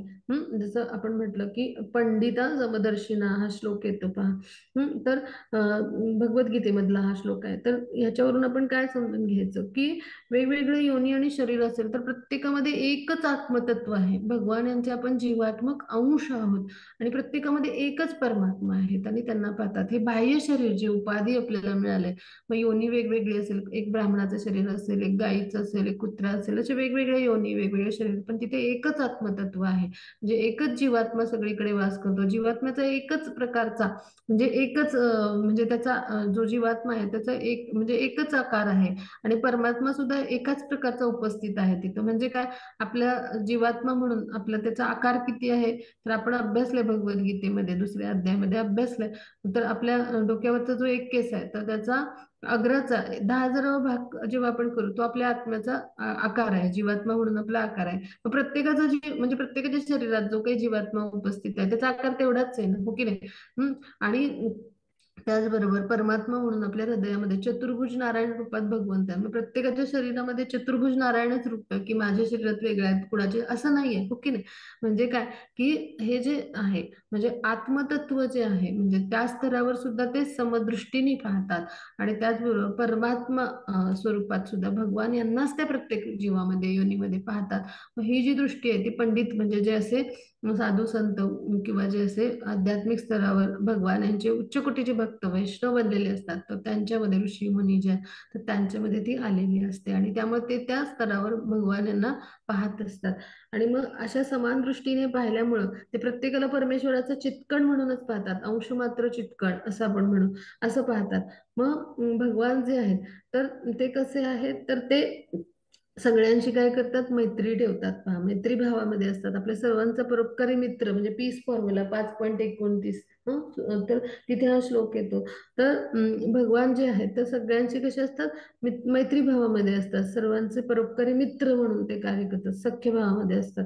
मग असे जे आहेत तर ते भेदभाव नाही करत वेगवेगळ्या देशामध्ये समाजामध्ये. कृष्ण भावनेचा प्रचार प्रसार जेव्हा आपण करतो तर तो करताना सुद्धा म्हणून भेदभाव नाही केला पाहिजे. ह्या जगतामध्ये जो ज्याला कुणाला म्हणजे जन्म आणि मृत्यू आहे आपण सांगितली पाहिजे. म्हणजे हा अमेरिका, हा म्हणजे युरोप, म्हणजे असं वेगवेगळे म्हणजे युरोपातले तर वेगवेगळे देश आहेत. तर हा अमेरिका खंड म्हणजे असं प्रत्येक वेगवेगळं, पुन्हा हा आफ्रिका, असं आपण म्हणजे वेगवेगळ्या देशामध्ये फरक नाही केला पाहिजे किंवा समाजामध्ये. मग हे वेगळं कम्युनिटी आहे, मग आपली वेगळी कम्युनिटी आहे असा विचार नाही. वेगवेगळ्या समाजामध्ये आपण भेदभाव नाही केला पाहिजे. म्हणजे श्रील प्रभुपादांनी उदाहरण दिलं होतं की दंगल झाली आणि मृत्यू म्हणजे तिथे बऱ्याच लोकांचे मृत्यू झाले दंगलीमध्ये. मग म्युन्सिपाल्टीची जी गाडी येते मृतदेह गोळा करायला, मग त्यावेळेला काही नाही, त्यांनी सगळे मृतदेह गोळा केले त्या ढिगाऱ्यातले आणि ते उचलून नेऊन त्यांचं दहन केलं. म्हणजे त्यावेळेला काही त्यांनी असं नाही केलं की हा मुस्लिम देह आहे, हा ख्रिश्चन देह आहे, असं काही नाही. मृत्यू झाल्यावर ते मृतवत शरीरच असतं. म्हणजे हा भाग आपण लक्षात घ्या. म्हणजे काय की आपण असं म्हणतो मी हे भेदभाव जे आहे ते मुस्लिम आहे, ख्रिश्चन आहे, हिंदू आहे, हे जे भेदभाव आहेत तर हे सगळे जे आहे तर हे उपाधी आहे शरीर म्हणून त्या स्तरावर आहेत. पण आपण जीवात्मा म्हणून सगळ्यामध्ये एकच आकार आहे. जीवात्मा म्हणजे आध्यात्मिक चित्कण म्हणून एकच आपण अंश आहोत भगवान यांचं. आणि प्रत्येकाच्या शरीरामध्ये की जो ज्याला जन्म आहे आणि ज्याला मृत्यू म्हणजे ह्या चक्रात जो कोणी आहे, हम्म, तर तो कोणा भगवान यांचा अंश आहे. आणि त्या प्रत्येकाला भगवद्गीता आपण सांगितली पाहिजे ह्या ब्रह्मांडावर जे कुणी आहेत त्यांना. आणि ती त्या भगवान यांच्याविषयी आपण ते ज्ञान देऊन त्यांना भगवान यांच्या कमलावर कसं नेता येईल हे आपण प्रचार प्रसाराच्या माध्यमातून प्रयत्न केले पाहिजेत. पहा, असा भेदभाव नाही केला पाहिजे. मग ही जी दृष्टी आहे याला म्हणायचं समदृष्टी, म्हणजे आतलं आत्मतत्व पाहिलं पाहिजे आणि आपल्या परमात्म्याची उपस्थिती जाणली पाहिजे. आणि म्हणून त्याला काय म्हटलं जातं, पंडिता समदृष्टी, ही समदृष्टी येते. आणि असे जे भक्त असतात म्हणजे तर ते काय करतात, समदृष्टीने पाहतात की जे भगवान आपल्या हृदयात स्थित आहेत आणि आपल्याला मैत्रीपूर्ण भावाने काय करत असतात, तर सगळं मार्गदर्शन करत असतात. मग असे जे भगवान आहेत त्यांच्या चरण कमलांचं दर्शन घेण्यास अशा स्तरावर जेव्हा जातात, समदृष्टी येते, तेव्हा असे ऋषी मुनी साधू संत ते दर्शन घ्यायला पात्र ठरतात. मग त्यांना परमहंस असं म्हटलं जातं. मग असे जे आहेत भगवान यांचे भक्त, तर त्यांना भौतिक परिस्थितीशी काही कर्तव्य नसतं. म्हणजे भगवान यांचं दर्शन घेण्याची इच्छा बाळगणाऱ्या असे जे म्हणजे भक्त आहेत तर त्यांचा आपण आश्रय घेणं आवश्यक आहे. मग भगवानांची दर्शन घेण्याची इच्छा बाळगणारे भक्त कोणते आहेत असे, की ज्यांना चरण कमलांची दर्शन घेण्याची किंवा त्यांच्या चरण कमलांशी राहण्याची इच्छा असते. तर पृथू महाराजांच्या स्तुतीमध्ये आपण पृथू महाराजांनी हे म्हणताना अभ्यासलं होतं की असे जे उच्च कोटीचे आपले जे भगवानांचे भक्त असतात किंवा आपले जे गुरु असतात त्यांना काय आवडतं, भगवान यांच्या चरण कमलांची जी रज आहे त्यामध्ये राहायला आवडतं. मग असे जे गुरु आहेत, प्रमाणित आध्यात्मिक गुरु आपले, गुरु परंपरेतून आलेले, मग त्यांच्या चरण कमलांची रज बनून जर आपण राहिलो तर निश्चितच आपल्यावर भगवान यांची कृपा होईल ना. आणि म्हणून अशा भक्तांचा आपण शोध घ्यावा, म्हणजे कोणाचा, गुरूंचा शोध घ्यावा की जे नेहमी भगवान यांच्या चरण कमलांचं आश्रय घेण्यासाठी इच्छुक असतात किंवा त्या चरण कमलांची रज बनून राहण्यासाठी इच्छुक असतात. आणि असे जे भक्त असतात तर तेच आपल्याला काय करू शकतील, भगवान यांच्या चरण कमलांपर्यंत पोहोचवू शकतील. आणि म्हणून आपण असे इच्छा बाळगणारे किंवा भगवानांच्या चरण कमलांशी सदैव असावं ही इच्छा बाळगणारे, मग ते परमहंस म्हणजे सर्वश्रेष्ठ आध्यात्मिक स्थिती ज्याला म्हणायचं त्याला म्हणायचं परमहंस पदाला पोचलेले असतात. आणि त्यांना म्हणजे त्यांना आपण काय केलं पाहिजे, शरण गेलं पाहिजे. मग ते कोण असतात, गुरु असतात. आणि मग त्यांचा आपण आश्रय घेतला पाहिजे. म्हणजे गुरूंच्या चरण कमलांचा आपण जेव्हा आश्रय घेतो तेव्हा निश्चितच काय होतं, आपल्याला भगवान श्रीकृष्णांच्या चरण कमलांचा आश्रय मिळू शकतो. अशी सुंदर जी आहे तर ती प्रार्थना गजेंद्रांनी केली आहे. पहा, म्हणजे भगवान आणि गुरु यांचं महत्व याच्यातून जे आहे तर ते आपण समजून घेतलं. आणि असे जे भगवान आहेत ते मला काय होत, माझ्यासाठी गती होत, म्हणजे काय, ताबडतोब तात्काळ येऊ देत आणि माझं रक्षण करू देत. मग आपल्या जीवनामध्ये असेच गुरु येतात या भौतिक प्रकृतीमध्ये. आपण वेगवेगळ्या धोक्यांना सामोरं जातो. पहा, कधी अर्थक्वेक म्हणजे भूकंप होतो, कधी सुनामी येते, हो की नाही, कधी युद्धजन्य परिस्थिती निर्माण होते, कधी पूर येतो, कधी वीज पडते, कधी शॉक लागतो, कुणाला बॉम्ब ब्लास्ट होतो. इथं सगळं धोकादायक जीवन आहे, मानवी जीवन. इथं काही सुरक्षित आहे का, आपल्याला काहीच नाही आहे. दुःखालय शाश्वत. एक म्हणजे दुःख संपलं की दुसरं असं सुरूच आहे. मग इथे इतक्या प्रकारचे जर धोके आहेत, इथे आपण सुरक्षित नाही आहोत. तर मग इथे आपल्यासाठी आपल्याला जे काही आहे, जे काही मार्ग दाखवण्यासाठी किंवा आपल्याला असं एक भक्कम आधार देणारे असे कोण असतात, गुरु असतात. आणि ते आपल्याला चरण कमलाशी भगवानांच्या नेऊ शकतात. मग त्यांच्या चरण कमलांचा आपण आश्रय घेतला तर जे भगवान देतात गजेंद्रला, आपण आता अभ्यास पुढच्या श्लोकामध्ये येत असतात. तर त्यावेळेला गुरु आपल्याला ज्ञान म्हणजे ज्ञान प्रदान करत असतात आणि त्यावर मार्गदर्शन करून साधू गुरु शास्त्र असं आपण म्हणतो ना, म्हणजे शास्त्रांची दृष्टी देत असतात. प्रमाणित आध्यात्मिक गुरु म्हणजे काय, जो प्रमाण देतो आपल्याला शास्त्रातलं आणि सांगतो की काय करायला पाहिजे. शब्द प्रमाण कलियुगामध्ये महत्वाचं मानलं जातं. मग अशा पद्धतीने जो आपल्याला काय करतो, एक प्रकारे आपण कशा पद्धतीने भौतिक जीवनामध्ये आपण प्रत्येक गोष्टीकडे पाहायचंय आणि मार्गक्रमण करायचंय. आणि ते करत असताना आपलं कर्तव्य कर्म करत असताना भगवान यांची भक्तिमय प्रेममय सेवा कशी करायची, मग हे जे आहे तर हे ज्ञान देणारे कोण असतात? गुरु असतात. काय काय करू शकतो तर कृष्ण जे आहे तर त्यांच्या चरण कमलांशी पोहोचू शकतो आणि त्यांना असे जे पुरुषोत्तम भगवान आहे ते गती देवत पहा. अशी त्यांनी तळमळीने प्रार्थना केली. तर पुढे जाऊ.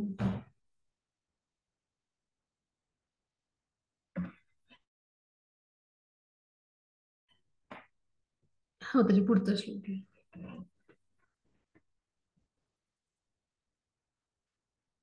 हरे कृष्ण 8-9.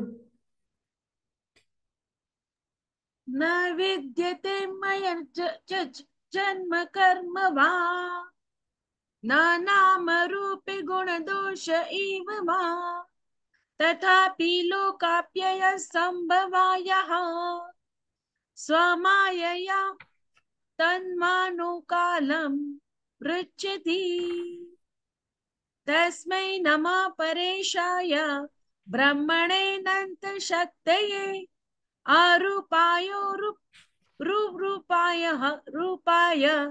नमः आश्चर्यकर्मणम्.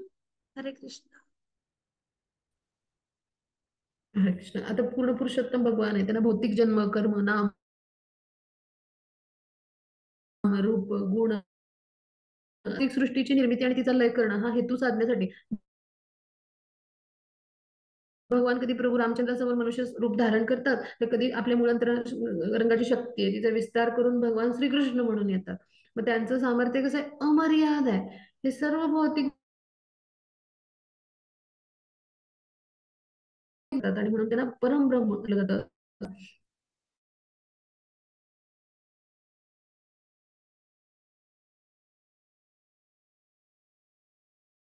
आता विष्णू पुराणात श्लोक येतो तर म्हणजे काय की भगवान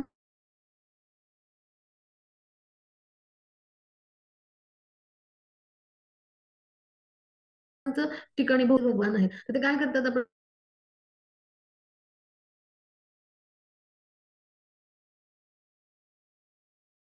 श्लोक अभ्यासला 4 पॉइंट श्लोकांना मारण्यासाठी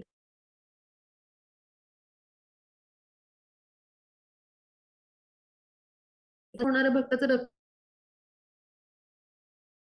रक्षण किंवा एखाद्याचं वध.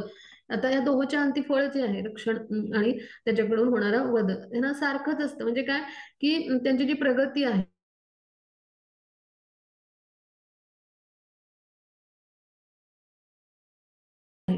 तर ती जी त्या भक्ताला थेट भगवत धामाची प्राप्ती होऊन तो भगवान यांचा पार्षद म्हणून निवड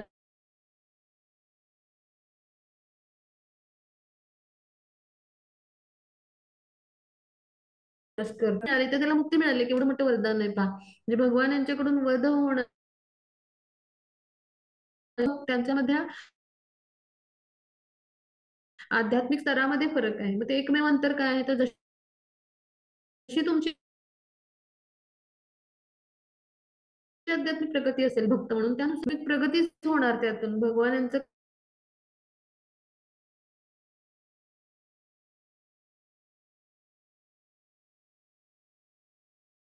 कार्य असं असतं की असुरांच्या आहे तो जरी झाला तरी त्यांना काय म्हणजे मग तिथे ते साधना करून पुन्हा प्राप्ती करू शकतात का म्हणजे ह्याला कोणी प्रकृती मध्ये जे म्हणजे किंवा प्राकृतिक जीवनामध्ये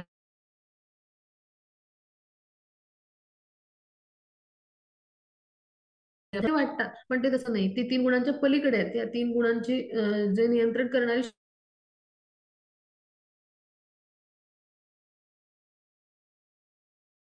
किंवा हरे राम म्हणजे उच्चारून मग मुक्ती जप करतो. मग हा जप करून आपल्याला काय सांगितलं हाचा जर जप केला तर आपल्याला मोक्ष मिळेल मुक्ती मिळेल किंवा 3 गुणातून मुक्ती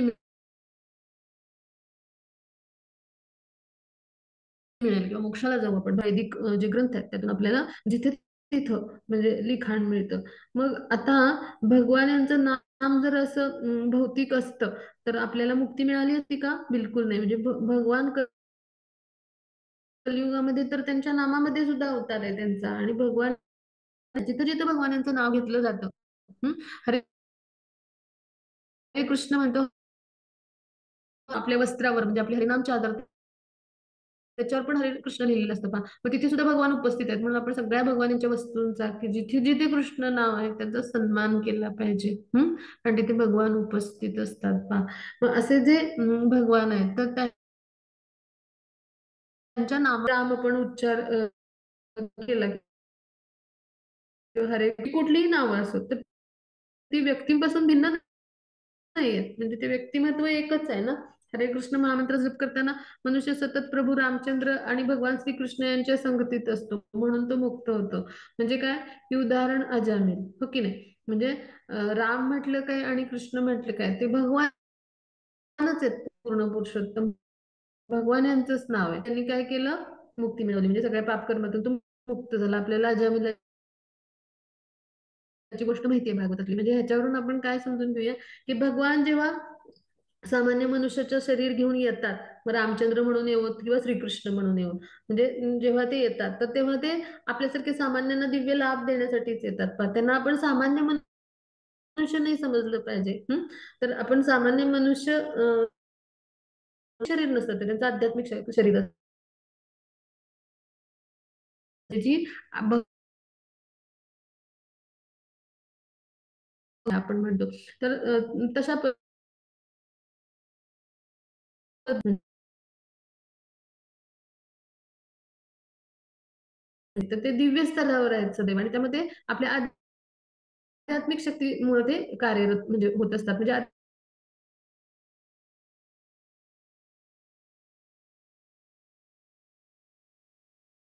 जनती मामुडा मानुषीम तनुम आश्रित, म्हणजे काय आहे की एखादा स्टेजवर कार्य करायला येणाऱ्या रंगमंचावर येणाऱ्या नटासारखं आहे, त्यांनी मनुष्याचं बाह्य रूप घेतलंय,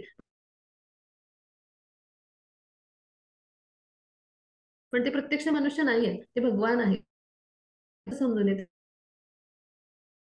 त्यांचं प्रत्येक गोष्ट दिव्यच आहे, म्हणजे दिव्य नाम आहे, दिव्य रूप आहे, म्हणजे सगळी कशी आहेत, चिन्मय रूप भौतिक इंद्रियांनी की जी ज्याला मर्यादा आहेत. आपल्या भौतिक इंद्रियांना मर्यादा आहेत, किंवा आपलं मन कसं मर्यादाने, आणि आपण भौतिक देह धारण केलाय. तर या भौतिक देहाने जी पूर्णतः आध्यात्मिक गोष्ट आहे आणि जी भौतिक गुण योगाश्वर असलेले भगवान आहेत, आणि म्हणून त्यांचं सगळंच दिव्य आहे. आणि म्हणून आपण त्यांना कधीही सामान्य मनुष्य समजू नये. म्हणजे भगवान त्यांना आपण कसं समजलं पाहिजे दिव्य स्तरावर, आणि त्यांचा कसा सन्मान केला पाहिजे, तर हे पहा. म्हणजे असा उच्च कोटीचा भक्त जो आहे तो आपल्याला सांगतो. निश्चितच आपण भगवत कृपा प्राप्त करू शकतो. आता पुढे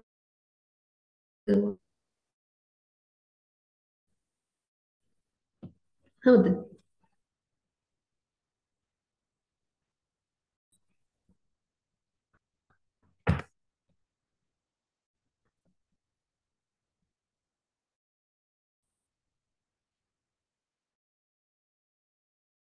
हरे कृष्ण. हरे कृष्ण. येस. 10वा नम श्लोक मध्ये. आत्मा प्रदीपाय साक्षिणे परमात्मने नमो गिरा विदुराय मनसश्चेतसामपि. हरे कृष्णा.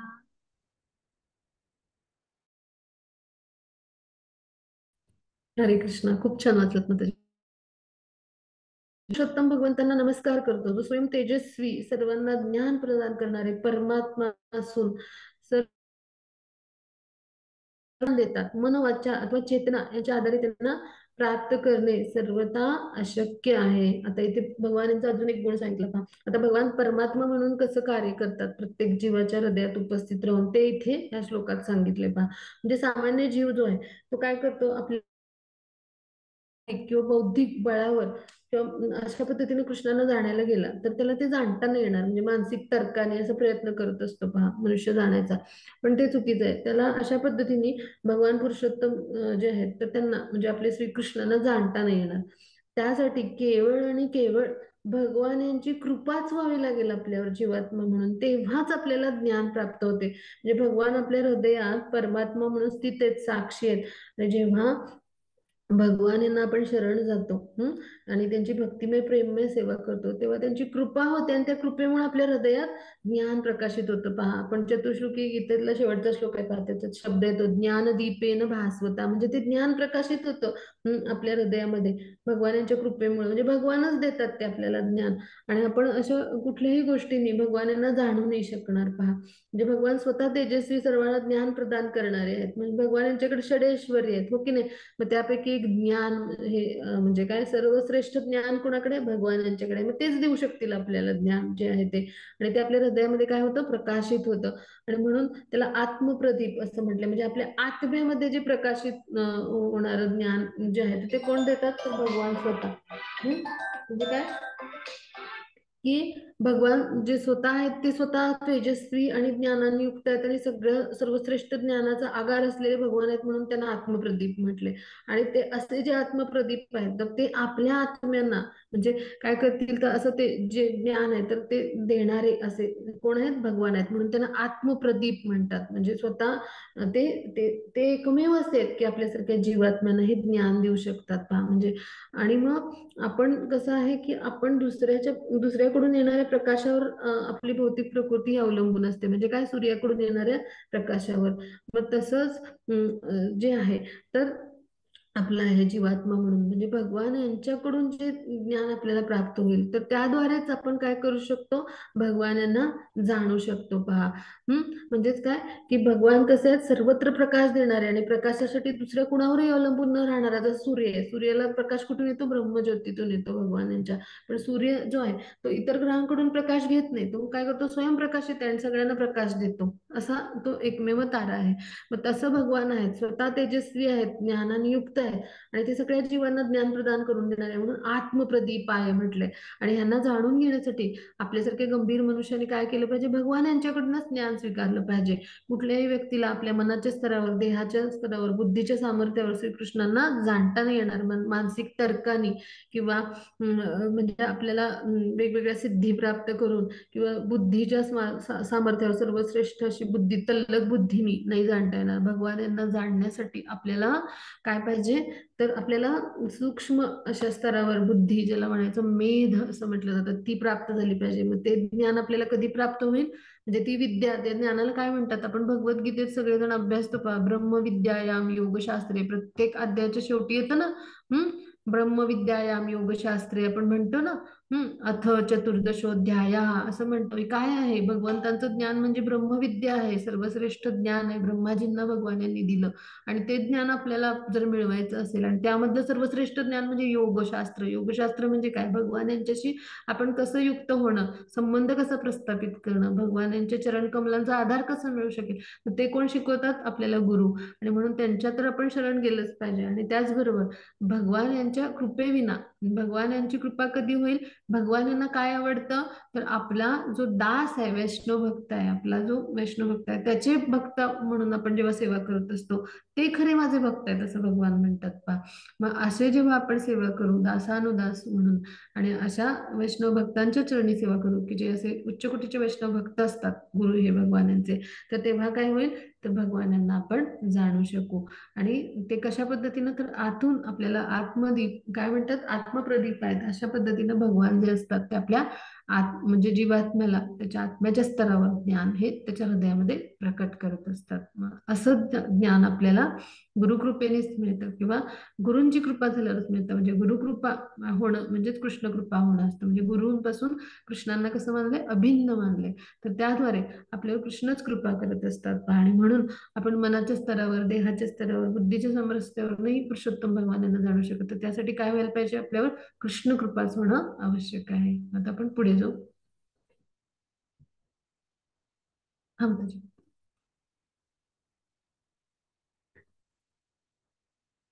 एक श्लोक घेऊया माताजी, 6:45 वाजलेत. पहिलं आपला. जी माताजी. हा.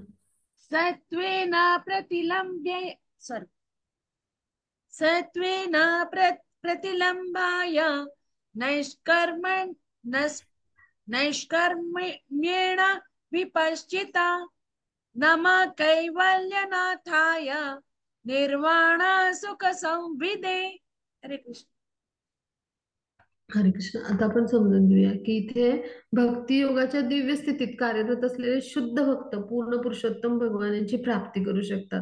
भगवान विशुद्ध आनंद प्रदान करतात. ते दिव्य आध्यात्मिक जगताचे स्वामी आहेत. त्यांना माझा नमस्कार असतो. म्हणजे आता पहा, भगवद्गीतेत आपण जाणले की काय भक्त्या माम अभिजानाती असं म्हटलंय. म्हणजे काय, पुरुषोत्तम भगवान यांना तत्वतः जाणायचं असेल तर भक्तिमय सेवाच केली पाहिजे, दुसरा कुठला मार्गच नाही. कारण सेवेद्वारे आपण शुद्ध सत्वगुणामध्ये जाऊ शकतो. म्हणजे क्रिया म्हणजे काय, सत्वगुणी कार्य. म्हणजे सत्वगुणात येऊन आपण कार्य करू तेव्हा शुद्ध सत्वगुणी मध्ये आपण जाऊ, की भगवान कसे शुद्ध सत्व आहे.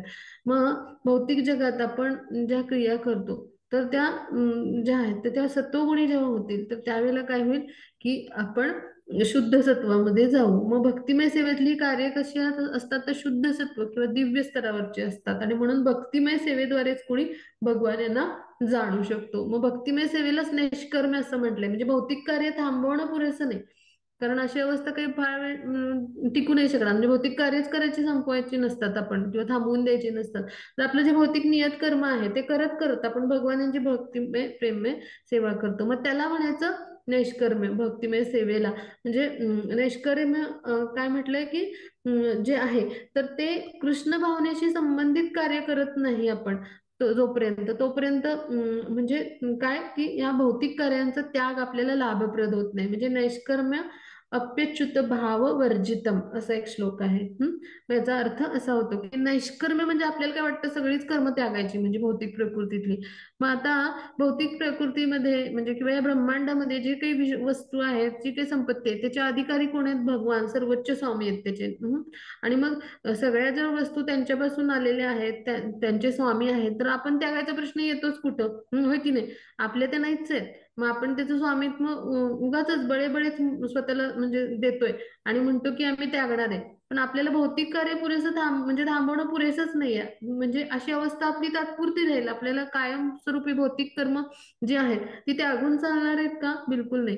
नैष्कर्म्य म्हणजे काही सगळी भौतिक कार्य त्यागणं नाही, तर अशी कार्य त्यागणं की जी भौतिक म्हणजे गोष्टीमध्ये आपल्याला किंवा इंद्रिय तृप्तीमध्ये रममाण ठेवतात ती त्यागली पाहिजे. मग त्याला म्हणायचं निष्कर्म. आणि ती त्यागून आपण काय केलं पाहिजे, आपलं कर्म आध्यात्मिक कसं बनेल हे आपण प्रयत्न केला पाहिजे. म्हणजे अशा भौतिक कार्यापासून मुक्ती म्हणजे आहे.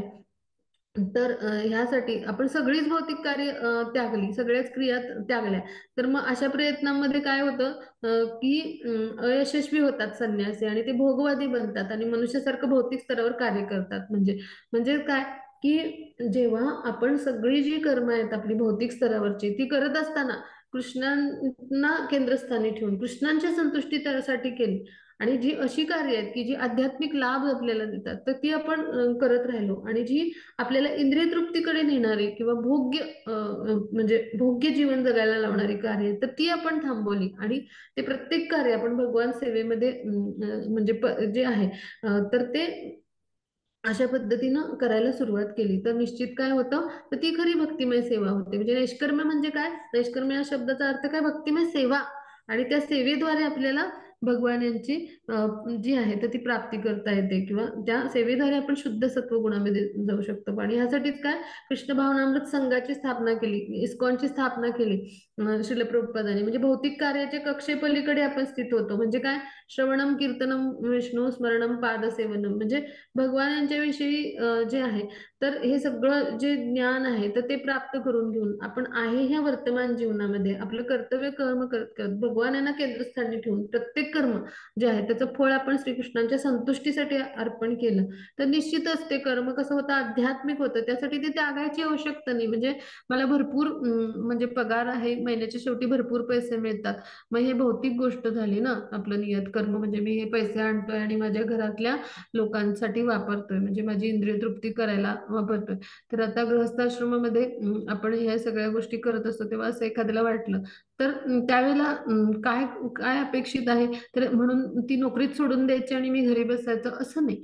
तर त्यावेळेला काय करणं अपेक्षित आहे, तर आपल्याला जे काही अर्थार्जन होतं त्याचा काही भाग जे आहे तर तो आणून मी भगवंतांसाठी उत्तम फळं, उत्तम अन्नधान्य आणेन, सगळे उत्तम वस्त्रालंकार आणेन, उत्तम कपडे आणेन, भगवान यांची सेवा करेन, अर्च विग्रहांचे भगवंतांना नैवेद्य अर्पण करेन आणि तो त्यांचं उच्चिष्ट मी ग्रहण करेन, असा जेव्हा भाव ठेवू तेव्हा निश्चितच जे मिळालं ते भगवंतांच्याकडे आलं. जे काही आलं आपल्या जीवनामध्ये ते सगळं भगवानांना अर्पण करून त्यांचं उच्चिष्ट म्हणून आपण ग्रहण केलं तर निश्चितच ते कसं होतं, आध्यात्मिक कर्म बनतं. म्हणजेच काय, की अशी भौतिक कर्म त्यागायची नाहीत. म्हणजे भौतिक कर्म त्यागणं म्हणजे कृष्ण भावना नाहीये. तर ते भौतिक कर्म आहे तर त्यामध्ये कृष्णांना केंद्रस्थानी ठेवून कृष्णांच्या संतुष्टीसाठी आपण ते कर्म जेव्हा करतो तेव्हा ते कसं होतं, आध्यात्मिक तर कर्म बनतं, कृष्ण कर्म बनतं. आणि असं कृष्ण कर्म जे असतं ते आपल्याला काय करतं, कृष्ण भावनेमध्ये उन्नत करतं आणि भगवान जे आहे तर त्यांच्या कृपेस पात्र करणारं असतं. मग अशा पद्धतीने जेव्हा आपण कर्म करतो भगवानांसाठीचं प्रत्येक कर्म आपण त्यांची सेवा म्हणून करतो. जेव्हा आपण इंद्रियांच्या स्तरावर असतो तेव्हा ती वस्तूचा आपण भोग घेतो, आपण स्वतःला स्वामी समजतो, भोग्य स्तरावर असतो पहा.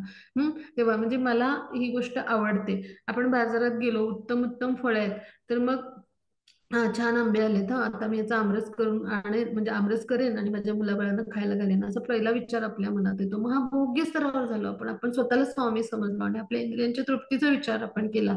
पण जेव्हा आपण बाजारात जातो तेव्हा आपण छान आंबे पाहिले, त्याचा छान आमरस करून भगवान यांना मी अर्पण करेन भोग आणि त्यांचं उच्छिष्ट मी प्रसाद म्हणून ग्रहण करेन, हा पहिला विचार आपल्या मनात आला पाहिजे. सुंदर सुंदर कपडे असलेल्या दुकानात गेलो, ह्यातलं सुंदर कुठलं तरी कापड घेऊन मी भगवान यांना वस्त्र कसं शिवेन. सुंदर दागिन्यांच्या दुकानात गेलो तर ह्यातले छान छान दागिने जे असतील ते माझ्या भगवान यांना अर्पण मला करता येण्यासाठी घेता येतील का, हा विचार आपल्या मनात. मग तेव्हा ती काय होते, सेवा होते. म्हणजे भोग्य स्तरावरून आपण सेवा स्तरावर म्हणजे भौतिक कार्य इंद्रिय तृप्तीच्या स्तरावरून आपल्याला सेवेच्या स्तरावर जायचंय. आणि अशी जी सेवा असते ती दिव्य भक्तिमय सेवा असते, ती आपल्याला दिव्य स्तरावर पोहोचवणारी म्हणजे भगवत धामात पोहोचवणारी असते, भगवानांच्या चरण कमलाशी पोहोचवणारी असते. मग ह्यासाठी काय करायचं, कृष्णांना केंद्रस्थानी ठेवून प्रत्येक कर्म करायचं. आणि हेच कृष्णांना केंद्रस्थानी ठेवून प्रत्येक कर्म कसं करायचं शिकवणारे कोण असतात, गुरु असतात. आणि यासाठी गुरुचरणांचा आश्रय घ्यायचा असतो. म्हणून अशी जी कर्म असतात तर ती काय करतात, आपल्याला कृष्ण म्हणजे अशी जी आहेत तर ती कृष्ण कर्म म्हणून आपल्याकडून ती केली गेली पाहिजेत. मग अशी कर्म असतात त्यांना म्हणायचं निष्कर्म, म्हणजे भक्तिमय सेवेच्या स्तरावर जी असतात ती. बऱ्याच जणांचा ग्रह काय होतो, निष्कर्म म्हणजे सगळीच कर्म त्यागून टाकायची, तर तसा अर्थ नाहीये, तो चुकीचा घेतला जातो. आणि निष्कर्म म्हणजे काय, प्रत्येक कर्म जे आहे ती सेवा म्हणून आपली झाली पाहिजे. म्हणजे आपण आपल्यासाठी नाही केलं, ते कृष्णांसाठी केलं. म्हणजे जे काही असेल, सकाळी उठून स्वयंपाक आपण करतोय कृष्णांना, सकाळी उठल्यानंतर आपण छान आपण जसा नाश्ता करतो, मग कृष्ण हे एक व्यक्ती आहेत आपल्या घरात उपस्थित आहेत, मग कृष्णांच्या आनंदासाठी त्यांना सकाळी उठून आपण ब्रेकफास्ट केला, त्यानंतर आपण काय केलं म्हणजे त्यांना सकाळी सकाळची न्याहारी कृष्णांना आपण दिली, त्यांना भोग लावला आणि आपण ते ग्रहण केलं. तर कृष्णांसाठी दुपारचं जेवण केलं आणि मग त्यांना आपण तो भोग अर्पण केला आणि मग आपण खाल्लं.